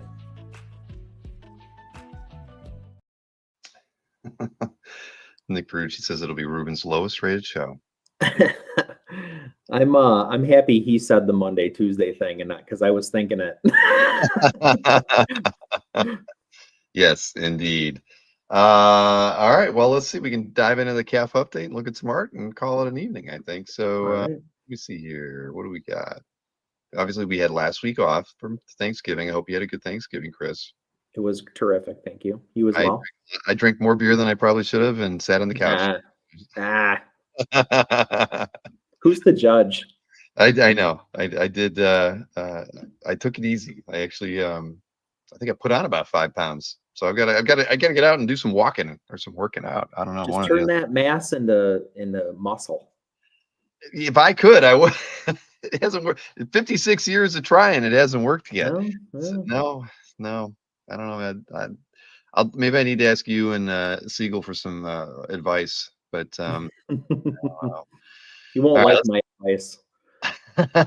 Probably not. It's a lot of working out, I'll tell you that much. Yeah, well, if I don't have, I wish I had the time. I do have, well, never mind.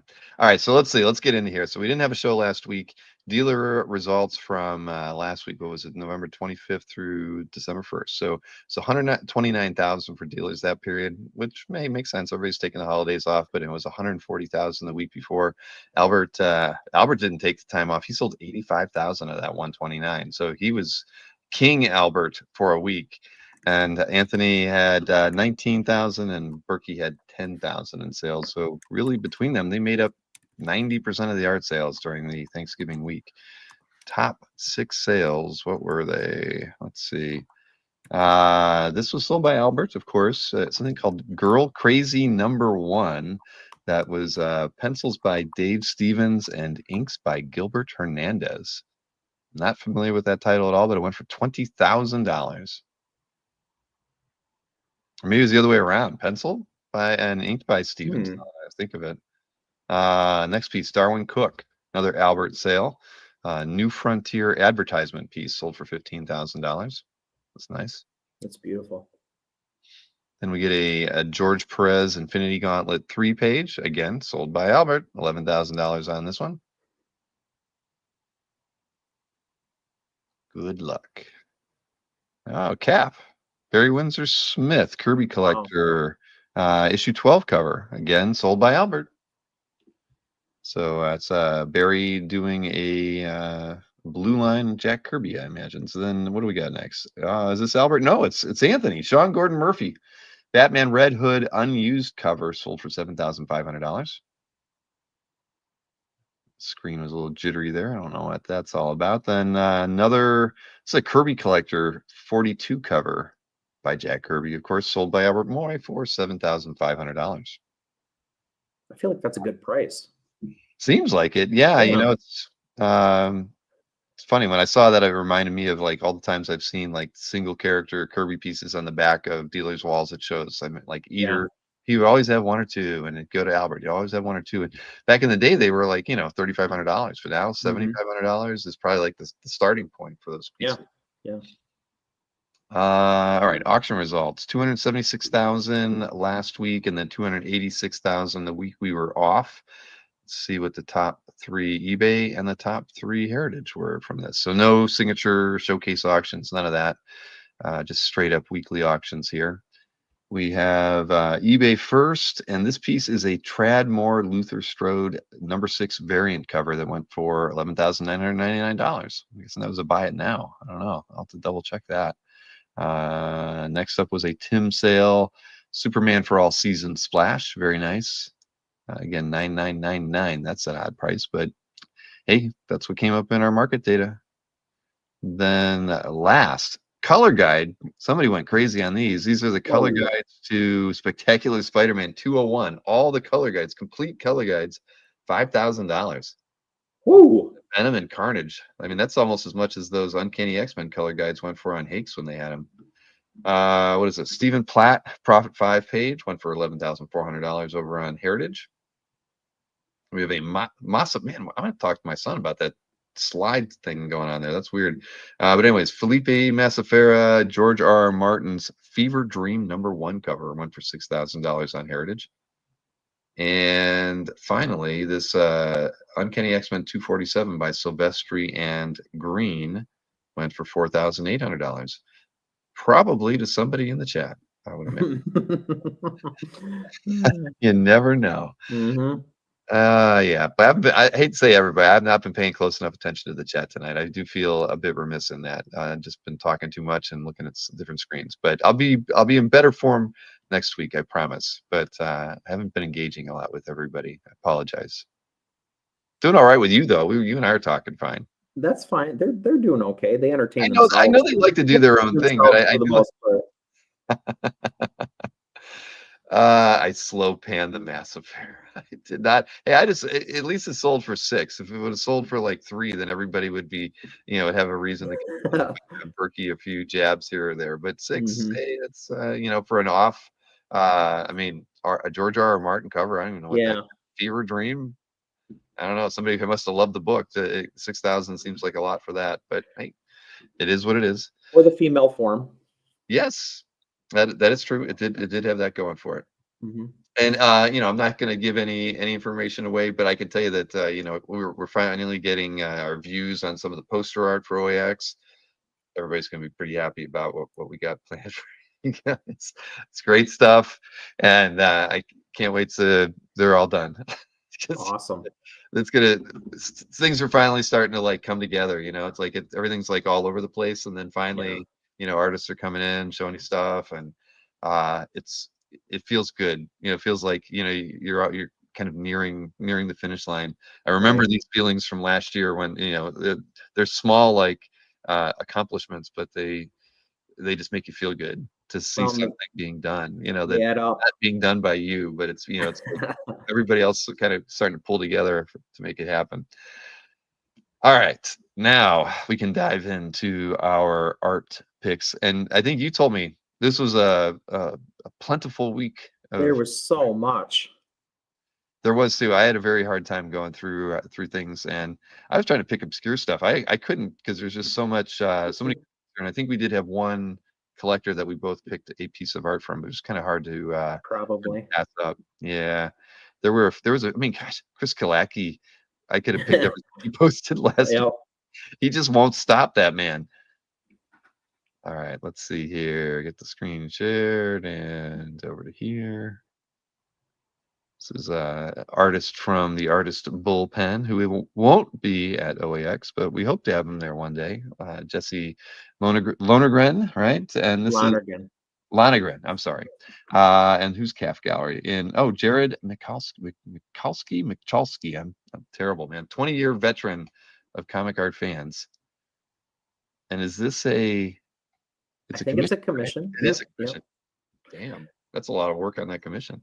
So Lonergan does a lot of fun stuff with panels and, the way he breaks up images and pages and things like that. I think that, that's one of the things that I definitely think is a hallmark of his, but a fun design. I mean, you basically see Clark is rushing to the phone booth. There's the through line that kind of like illustrates what's happening, right? So he's rushing to the phone booth, he's changing, and then he zips up into the air to fight this monster. So you got this awesome fisheye perspective, and he, manages to weave a little story into a commission, which I think everybody loves. It's really fun.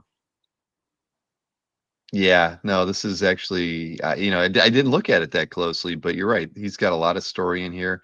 And I've been going over to the Artist Bullpen site like once every 3 weeks to kind of look at Jesse's art because I really Yeah. like it a lot. I mean, and I haven't like settled on a piece or from which story I'm going to get something from, but he's high on my list now because the art's affordable. You can get a decent page for like $400 or up to $600, and I love his style.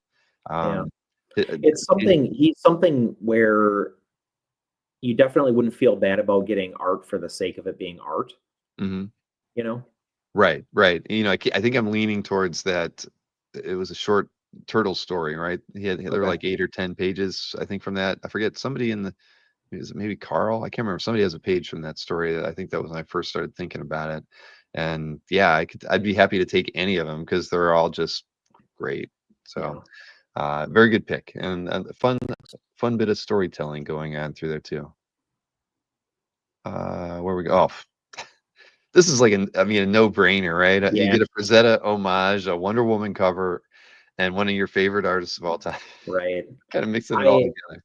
Yeah, really. I mean, this was absolutely a no-brainer. There's the tonal stuff is like absolutely unbelievable.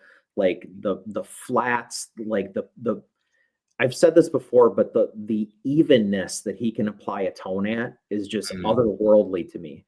And then his transitions are so smooth. I mean, in a way, it could be digital, but it's got so much life that you almost know that it's not digital. It's not overproduced. It's like just perfectly rendered. And the thing that really stuck out to me about this, and like no pun intended, but the way that he made the tigers' heads like really pop off the page with the Mhm. white, and I think also a little bit with the geometry, the stuff he did with the stripes on their faces, like they really come forward to the point where they become the focal point, and Wonder Woman's almost like kind of sitting in like limbo a little bit in the middle, which is not like a detraction, because once you get to her, like the white on her hair does such a good job of like making you look at the figure. He's on another level. Yeah, no, I mean, totally. It's the amount of work he's done in the background to the Tigers to just doing the Frazetta riff, all of that. It's special. I mean, Yeah. it's so good. I mean, the moment I saw it, if you didn't pick it, it was going to be like my number one pick too. I think this was my favorite piece that went up on CAF last week. Bold It's statement. I like that. so much energy in it too. I mean, the Yeah. more I look at it, yeah, this is a special piece. And Claudio, right? Claudio Bubo's art, 18-year veteran of the site. Yeah, he's got to be pretty damn happy to have added Gorgeous. this one to his collection. Was it a cover? Yeah, it says it was a Wonder Woman variant cover to issue Yeah. 1, Chuck. I didn't see a published version of it out there, and there's not a scan here, but man, I mean, that thing's That's the other thing. I think I give credit to either who his normal colorist is, but his stuff looks great in color too. And so many times, we're disappointed when we see the published image, right? Because in comparison it fails. But I think he's got a good either. I don't know if he's maybe coloring some stuff himself or what's going on there for the published stuff, but his right. covers, they look great. All right, now over to Alberto with a JG Jones cap cover. Love JG Jones' work. Me And too. And this is an image that has like stuck with me since this book came out. It's not like, it's not bombastic, it's not, like there's nothing particularly exciting happening on this piece, but it's just such a quintessentially perfect image of Cap in so many ways. And it's got, the JG Jones like super tight figural lighting and things that we associate with him, and then that awesome painterly flag in the background. It's just like, if you're a Cap fan, like this is an A1 image. Mhm. Yeah, no, it's perfect. I mean, JG Jones is so talented. This is '03. Gosh, I didn't realize it was Yeah. that old. But I think that's kind of when he was at his best. yeah, no, it's great. I mean, if Alberto didn't get it, uh, I would have, we would have all been trying to figure out how to squirrel this away and get it into his collection. So yeah, this is a good one, man. Alberto, you pulled the trigger at the right times. This was definitely the it belongs in your collection permanently. Yeah, it's a great get. Albert, we need to get Albert to do a calf cribs video. Alberto would do he's got a lot to look at. Yeah. So yeah, we all love JG Jones. Chuck, that is for certain. Get that on there. And no, I didn't think it. When you picked this, I did not think it was Steve Rude because I didn't see it on CAF when I Right? CAF posted. But when you look at it, then you're like, oh yeah, this is Steve Rude. Right. No, I get it. I get it now. But when I first saw it, I was like, I'm thinking I just assumed this was some kind of a vintage illustration of some kind. Right. It's so not character, just you wouldn't, I don't know, just something I would never associate with Steve Rude. I agree. And maybe that's what makes it, have a little something different about it. That's kind of the reason I picked it. Yep. And I think the composition is absolutely gorgeous. It is. I love the sunbeams like striking through the clouds, going through the background, the little cherubs in the back. I mean, like, there's so much like beautiful stuff to look at on this that it almost takes you away from how like perfect and clever the composition is just unto itself. Like if this was in black and white and was tightly rendered and like, obviously he's capable of doing that too, I think we would like it almost as much just because it's so well put together. And like, it's such an interesting image just unto itself. And then you kind of like, you lay the painting on top of that, right? And the painting is, of course, masterful because he's a great painter. But I don't know, there's just like, this really struck me from the thumbnail. And the more I looked at it, the more I liked it.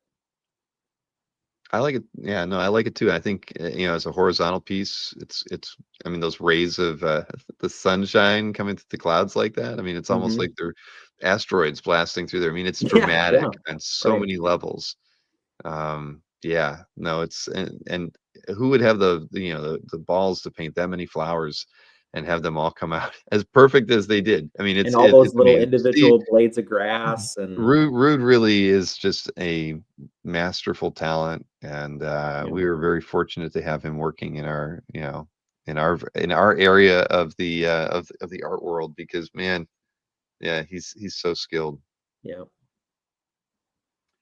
All right, let me get the like on that one.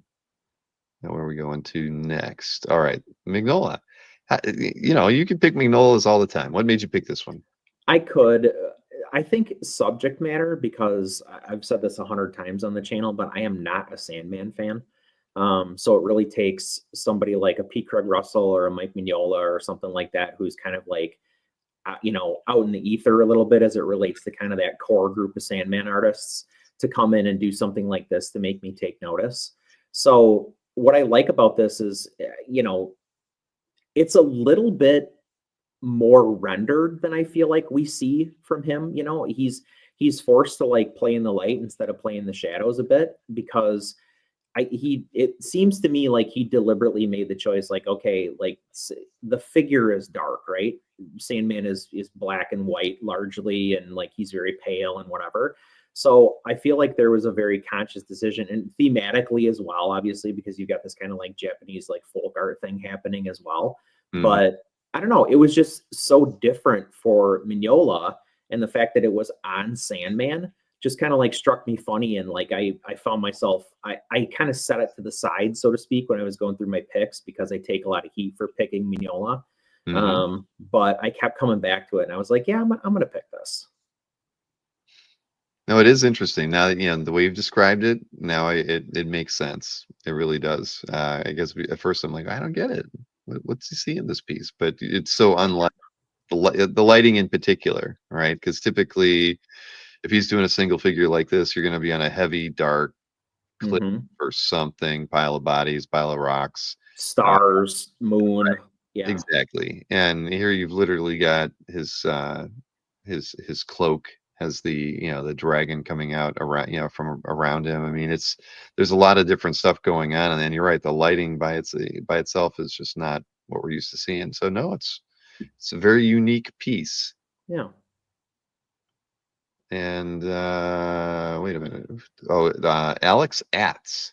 I don't feel I've seen that. I mean, a 10-year veteran of CAF whose name I feel like I have not seen before. I hate to say. So I will have to see what else they collect.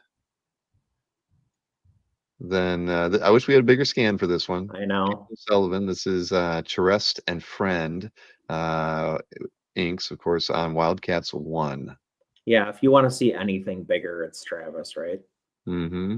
So all the stuff that we love about Travis, this is hyper rendered. It's hyper detailed. Like, it's got these like, wild panel arrangements that were kind of sign of the times type things. But, this is a nostalgia pick for me. I absolutely love this book. This team, Sheree and Friend, I mean, like, unmatched kind of at the time. So such a weird marquee book to be, right? Like Wildcats, but then Charay. All right, Charay. I'll say it. Charay. I can't. I just can't bring my mouth to say Charay. I'm sorry. I never have. I finally, you know what I did? I asked Lance. I was like, Lance, how do I say it? Well, I've heard Charay. So I mean, he was at our shows. I mean, I went to his wife's winery more than once, and I still can't say his name right. I can't get over it. Charay. All right, I'll do it. Yeah, sorry. Anyway, this is a great looking piece of art. It's got grifter all over it. So, for me, this was an easy pick. Yeah, I gotta get Friend on here. We need to have a talk. He'd be fun. I know he burned himself out doing his own shows for so long, and then he just wanted time away. But yeah, I got to get him on here. I mean, he's been on CAF for so long, and he's such a good guy. Got so many damn good stories. Yeah, I got to reach out to him. I mean, he'd be great to get to OAX. I mean, we didn't. I'll have to put him on the 2026 wish list. Yeah, he'd be fantastic. He does. Damn.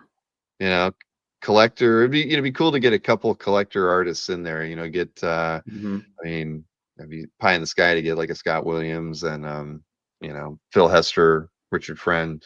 I mean, having 3 people like that on the floor would be pretty. I don't know, just be awesome.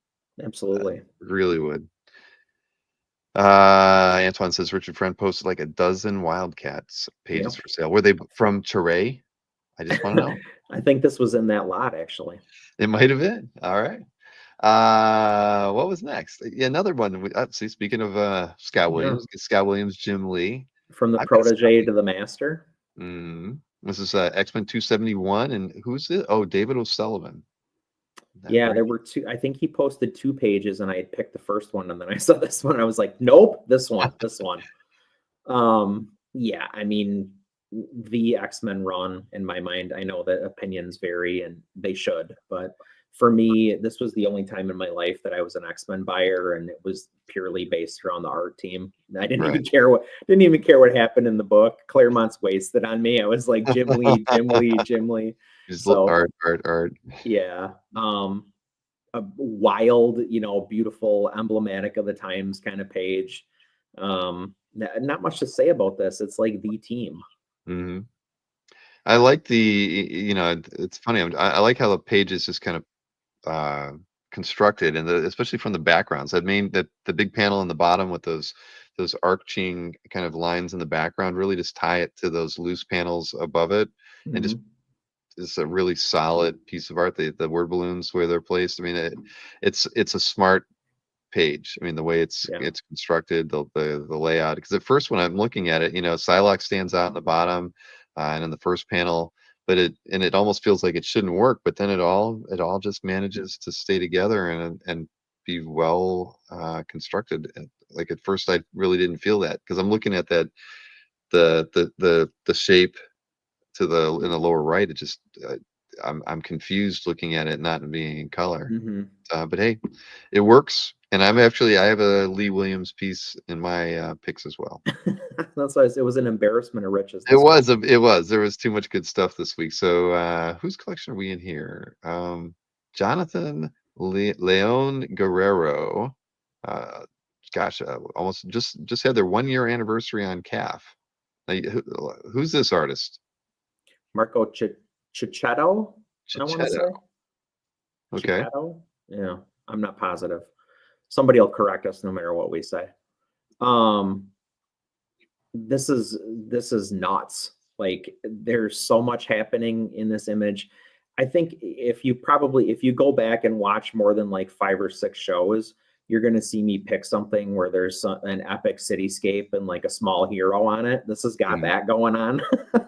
So I love these kinds of images, but the doves, I mean, like the night sky, the whole thing, like the way he etches out the steam or, whatever's coming off the streets, like up against those buildings to like create that negative space for Spidey to kind of like sit in is just like incredibly clever composition. It's really busy, but at the same time, it like absolutely reads perfectly well because the subject is small and everything else is big. And it's right square in the middle of the image.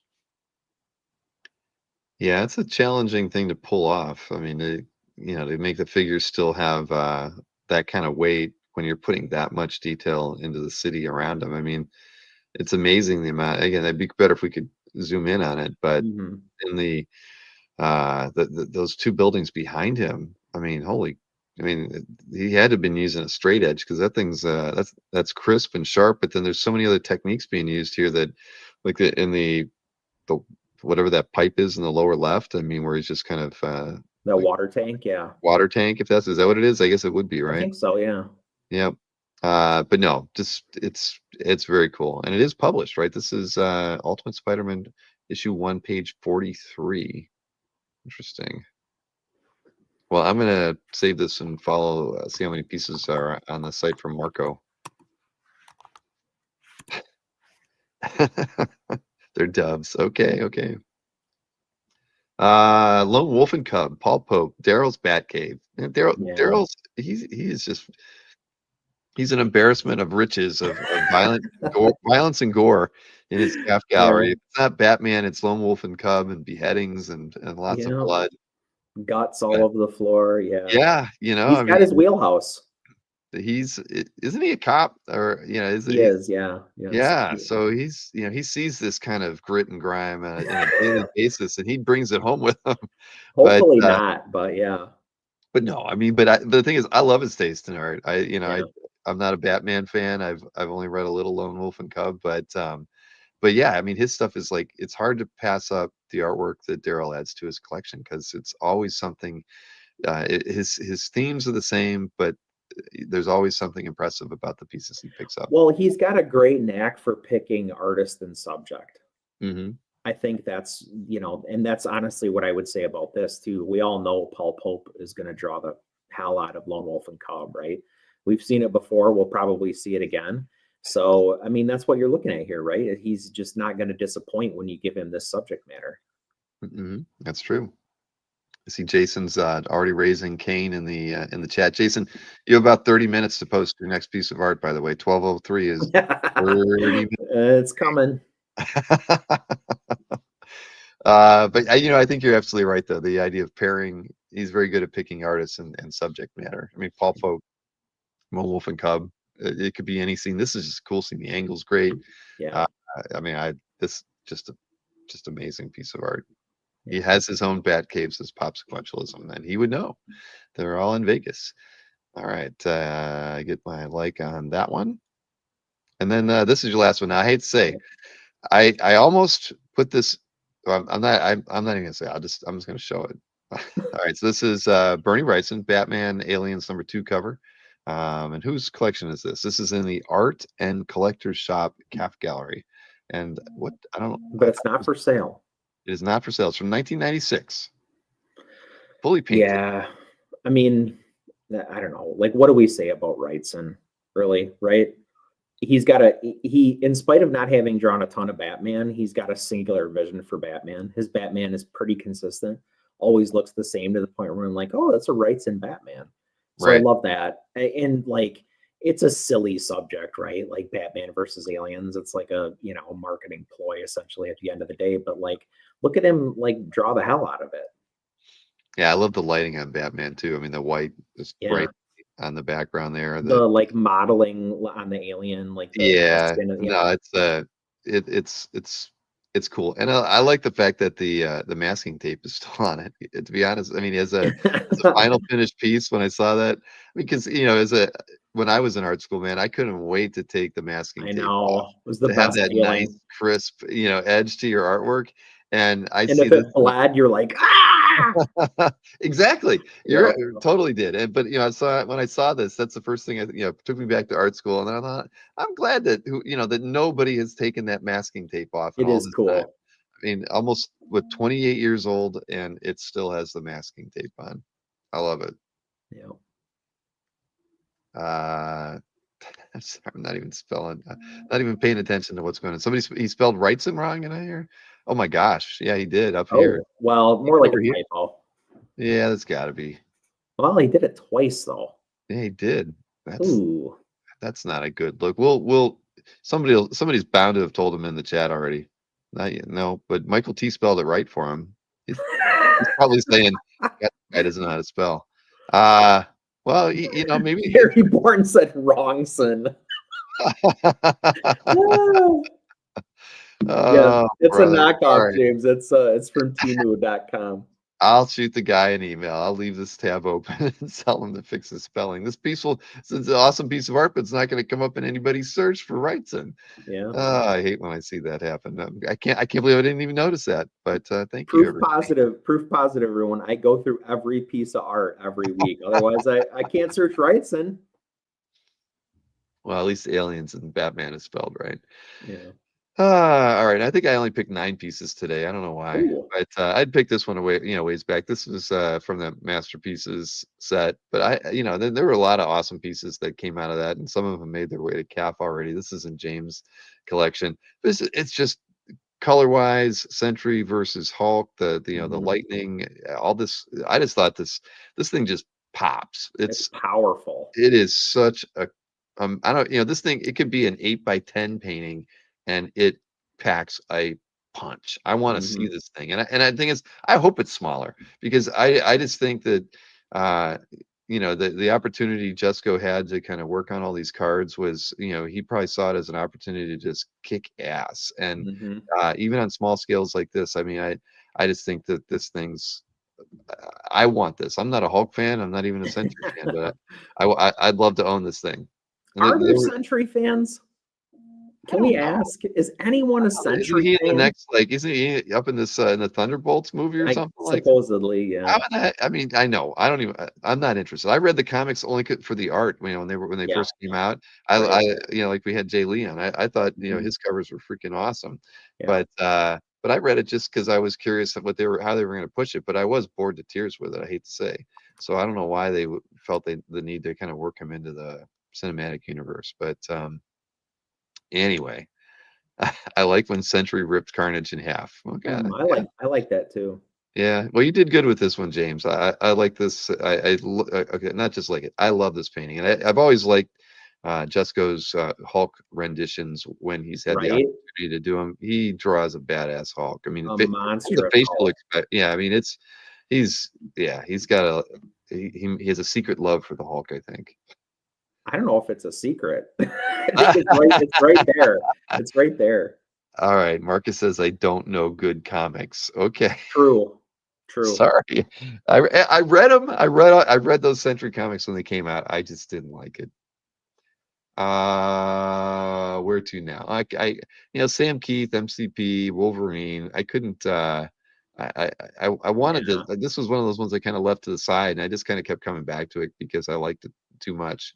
And as comical and off base a bit like the first two panels are, the page just gets stronger as it goes down. This last panel is so dramatic. I mean, the just all the line work in the ground. I mean, why waste Oof.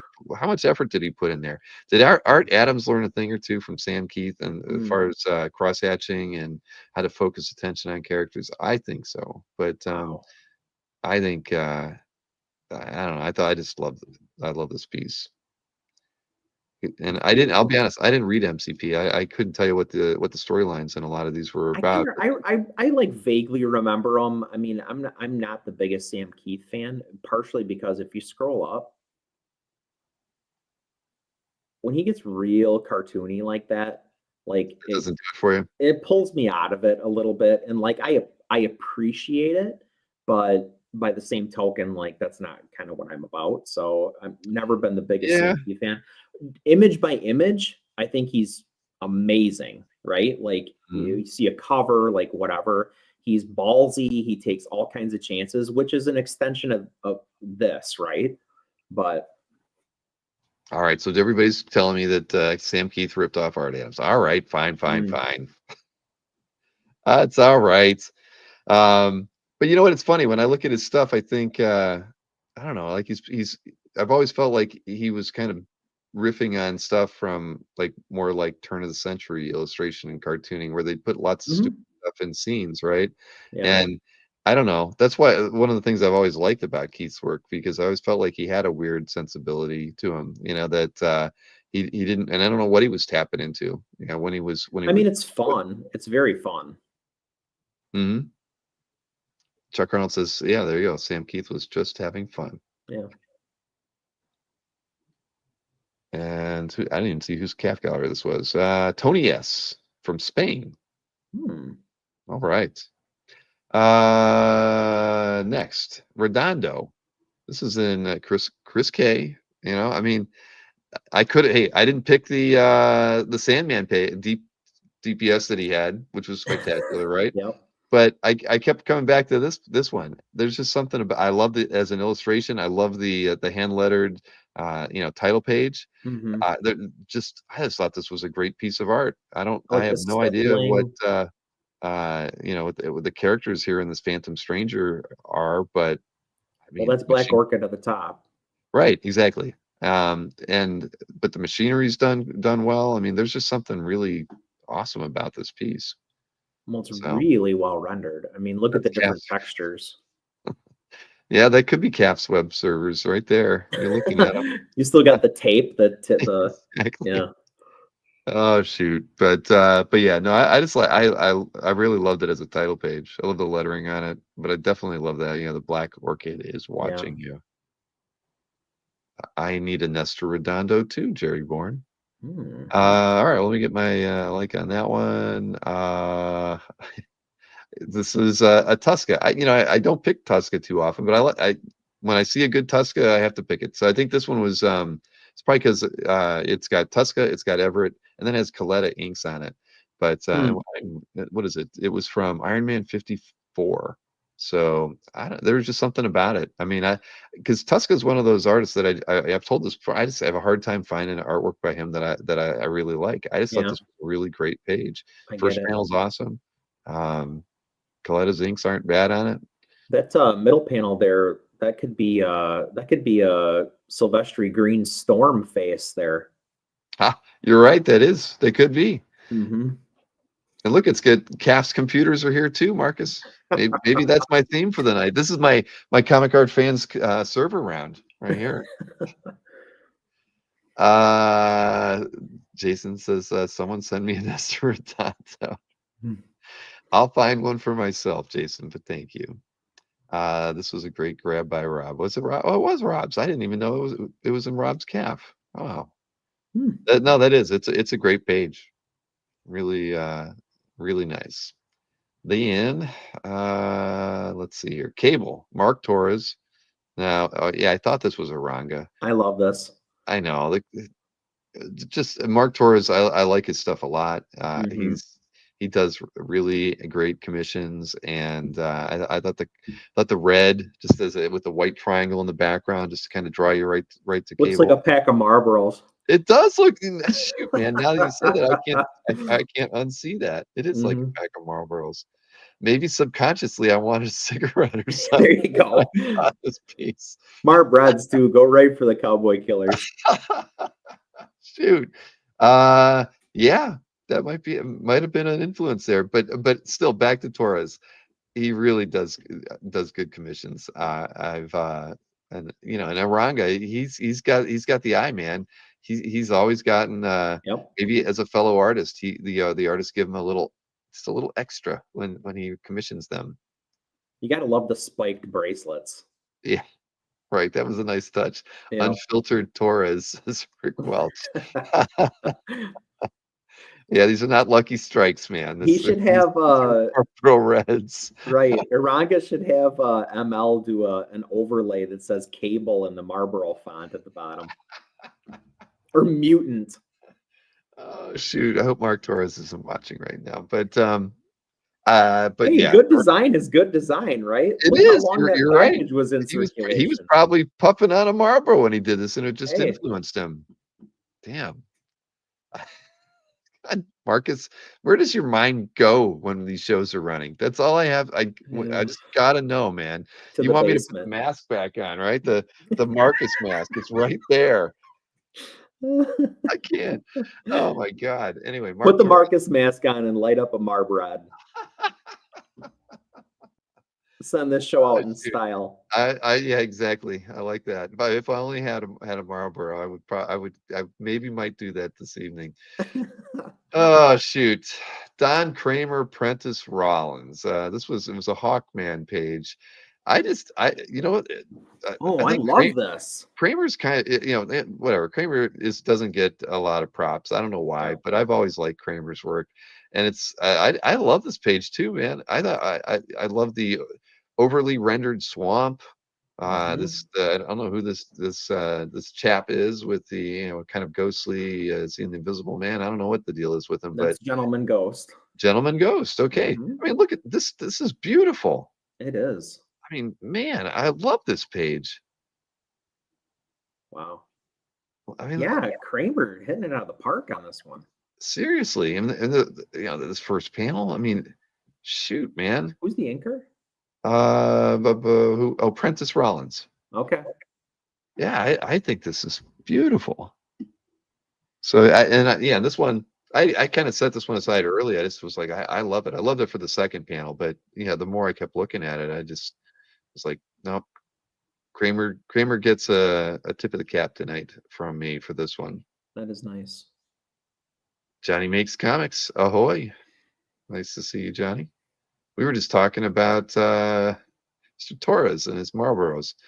Where are we going to here? Oh, well, a favorite of Marcus. Yeah, there we go. A nice Kelly Jones. A good page, solid page. Even if we, John Beatty inks, of course, and it's in Michael Wigan's Calf Gallery. Michael, Michael collects a lot of splashes and covers and things, so he has a good eye for good art, and it was just kind of like, all right, cool. He's he's going with an interior with some crazy lighting and Batman, with the long ears, all that stuff. I mean, I kind of like it more for just that first panel. The lighting on that, crazy good. The lighting makes it like it's so graphic. Mm-hmm. So many pure blacks and pure whites. When is the Kelly Jones announcement coming?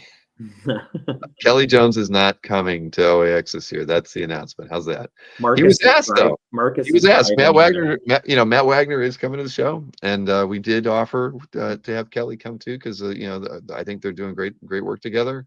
It wasn't in the cards, but we did ask because I felt like it would be a great compliment to Matt being at the show, and but yeah, didn't happen. Hey, you received your Jones commission there, Marcus. 3 more to go here. what do we got? Oh, this was in Paul. Well, no, I was going to say this is Paul P's calf gallery. I looked at a lot of Paul P artwork. Yeah. Jay, Ledger, and I saw somebody mentioned in Bradshaw earlier. This is just an awesome cover. I mean, sheesh. I love it. Bradshaw's work, the more I see it, the more I'm starting to love it. Just, I feel like it's starting to stand out from people. You can still, you can see the Adams references here or there, but I feel like he's got compositions all his own. I mean, this one, I can't even tell how, like what's right side up, who's winning, who's losing. It's just keeps me going around and around. And the buildings almost have like a little Seth Fisher feel to them. They do. Yeah. I don't know if it's the spacing or if it's but they definitely do. Yeah, I don't know, but I like this one a lot. I mean, the amount of detail in the webbing, that's just crazy. And like so if I had one criticism, it's sometimes I feel like his figures are like kind of straight up and down, like a little stiff. And that Spidey is like really contorted for him, and he nailed it. It looks terrific. Yeah, you know what? I can't argue with you on that one too. I would say now you're right. But no, this is a good one. Mr. Ledger, congrats. Very cool. Variant cover to Spectacular Spider-Man 5. Jason, what are you drinking tonight? All right, so here's my Jim Lee, Scott Williams. All right, did you like this one too? I like this. So good. Yeah, it is very nice. Pile of Skulls had a good story to go along with it. I mean, so good. I mean, what year was this? 97. So 27-year-old Jim Lee, Scott Williams, Wolverine unmasked. I mean, this doesn't get any better than this. I really like this image a lot. I mean, this is about right when I came back to start reading comics. And while I wasn't I didn't get the whole Jim Lee era of X-Men, I knew he was damn talented. And yeah, this is nice. Well, we should sit down at OAX and you can fill me in on Cockrum and all right, and whatnot, and then I'll fill you in on Jim Lee. All right, I can do that. I can definitely do that. But yeah, no, I couldn't pass this one up, and it was. I knew that you had picked a piece of art from their collection as well, but I mean, sometimes you gotta do what you gotta do. So, Art and Collector Shop from France, what is it? I can't even. Corpse Tame Gallery. I don't know, never heard of that. I'll have to figure out what is their website. What do they do? Anyway, let's see here. What do I got left? One piece to go. Scotty Young, Rocket Raccoon. I don't pick Scotty Young stuff too. He's kind of an acquired taste. Although I like his, kind of comedic art style. It just seems to work really well in a Rocket Raccoon story. Right? I mean, there's something there. I mean, he's prolific, does a lot of covers. Really funny guy. I've talked with him numerous times at shows. I've just never I picked anything up. Actually, Maureen's picked up a piece of art from him, but I just like this one. I think it's cool when artist style finds the right story, and this seems to kind of fit really well for him. Yeah, that's why I picked it. All right. He's giving us the bird. He is giving you the bird. I didn't even notice that. That's funny. See, there you go. Kid-friendly way. Exactly. And whose gallery was this? Oh, Jason. Okay. Well, congrats, Jason. A very nice piece. And there we go. So that's it. That's my picks. I think I did only have 9 this time. Well, the Packers lost. Oh, I saw somebody say something that they were going for a field goal. GD field goal. Oh my gosh. I'm sorry, man. That's all right. It's now the Lions are now 12-1. Yes, they are. Yes, they are. I'm sorry, man. That's all right. It's their year, man. I don't fault them because it's been a long time coming. We sat at the top of the NFC North for a long time. That is true. Yes, you've had a very good run. Yep. Oh man, so you about ready to have a beer when you get to OAX? I'm about ready to have 30 beers. That's just night one. That's night one, right? With the open bar. Remember Yeah. the auction is going to have an open bar too. Those So you might want Yinglings to are pace those yourself. Yinglings are gonna be going down for real. You got to pace yourself on the auction night. Or I you don't have might to pace myself. you could end up walking home with some art you weren't planning on if you don't. I always do. Between my wife pushing me to get stuff and my friends pushing me to get stuff, yeah. And I then get it. walking into OAX and spending 17 or what did I spend? $1,700 at Will's table with the first thing I saw. Oh, that's right. I forgot Yeah. about. Well, you don't regret that purchase though. Oh God, no. No, Oh, I'm thrilled with it. Yeah, I I get wasn't it. planning on buying it. No, That's my no, but that was point. a surprise, right? That was Yep. like, well, that was the thing. That's what OX. There was a lot of surprises there. That, I think for a lot of collectors, I'm looking forward to it. I really, I'm looking forward to being, hopefully being a little bit of a buyer.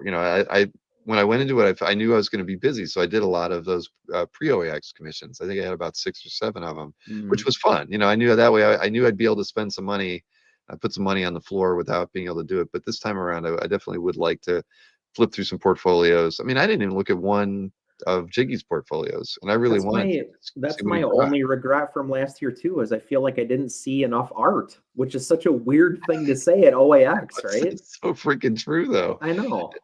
That is funny. But yeah, I hope that's one thing I'd like to do different. I've been kind of keeping away from. I picked up a Wayshack pre-OAX. I'm going to get a Pratt, something smaller. Probably one of the Crayola. I said one of the Crayola ones. I'm like $400. I want to see what he can do with a a Yeah. Wolverine Natsuki. Why not? I mean, it's I've always wanted something by Pratt, and if I do that, if I see a Natsuki piece there that he brings that I might like to buy, I won't feel so bad if I bought a $400 one. But outside of those couple, I don't really think I'm gonna dive into doing the pre-OAX stuff, and I'm gonna focus on some stuff on the floor this time.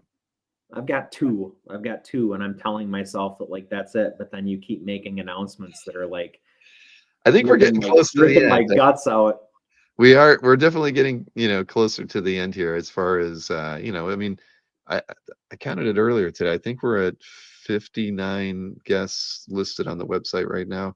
So we're nearing the end of the announcements. There are a few more to go. Obviously, there's a couple groups and some IAX artists that we haven't announced yet. So I know in the next week to 2 weeks, we probably will be done with the artist announcements and pre-OAX. I'd like to think we should be done. I mean, if we don't get them out there before the week before Christmas, it's getting too late at that point. Yeah. Jason says I've roped him into 4 pre-OAX commissions. That's good, Jason. Jason. He's getting a Linsner. Oh. Yeah. Stretching. He is, but is it Goblin Queen though? No. He even said I can say it. It's a Phoenix green costume.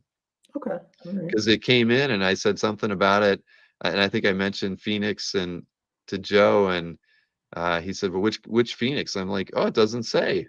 And Jason said, "I want it to be the green one." So so then I was like, "All right, yeah, it's going to Jason, everybody." That fits, and like a lot of times, so many times he drew Dawn with like a green, like costume and like with the red hair. I think it's a great color combo for him for sure. So that makes a lot of sense. Exactly. Yeah, and I if Linsner didn't sell out, I was going to get a commission from him, and he actually went one over. I didn't get the form turned off until he got to 6. So yeah, and if I asked him, I'm like, can you do 6, or do we tell buyer number 6 they're on a waiting list? And he said, I'll do it. Okay, thank you. So I didn't have to turn anybody down. That's cool. Yeah. All right, man. Well, we got it done in time. I guess it is a little after midnight because I started a little bit late. But man, well, have a beer tonight, drown your sorrows. You got another game next week, I'm sure. So yeah, another one to win next week. All right, thanks, guys. All right, see you, Chris. See ya. All right, everybody. Well, I don't always have my comic book eras down right. You know that. It is what it is. I'll never I'll never be a comic book historian, especially since I missed out on yeah, that was kind of bad, right? Art Adams definitely predated all that Sam Keith stuff in the 90s. That's why I wasn't reading. Big pouches and big pads. Yeah, you got that right, Marcus. So, Marcus, you'll have to let us know what year you plan on coming to OAX. I mean, clearly we know it's not 2025, but maybe 2026. Think about it sometime. Everybody, don't forget, Nick's got a great show tomorrow night at 7. Plenty of new Black Friday deals. Matt Graining at OAX. Grainix. Shoot, man, can't that. I didn't catch that at first, Chuck, but now I do. I just saw your art in the stack from Brian, by the way, Chuck. It's a very, very, very good page, man. When at first when I thumbed through it, I didn't see it. I was like, did he not include that? And then I saw it. So you're going to be happy with that piece, definitely. You got the best one. I was. Yeah, I'm impressed. I'd read that one before he gave me the list, and I was kind of, that was a very, very good moment. If you picked up like one of the better pages story wise out of the whole book. Did you mail my art yet, Bill? Jason, the Vosberg art arrived. Was it Tuesday? No, yeah, it arrived on Tuesday.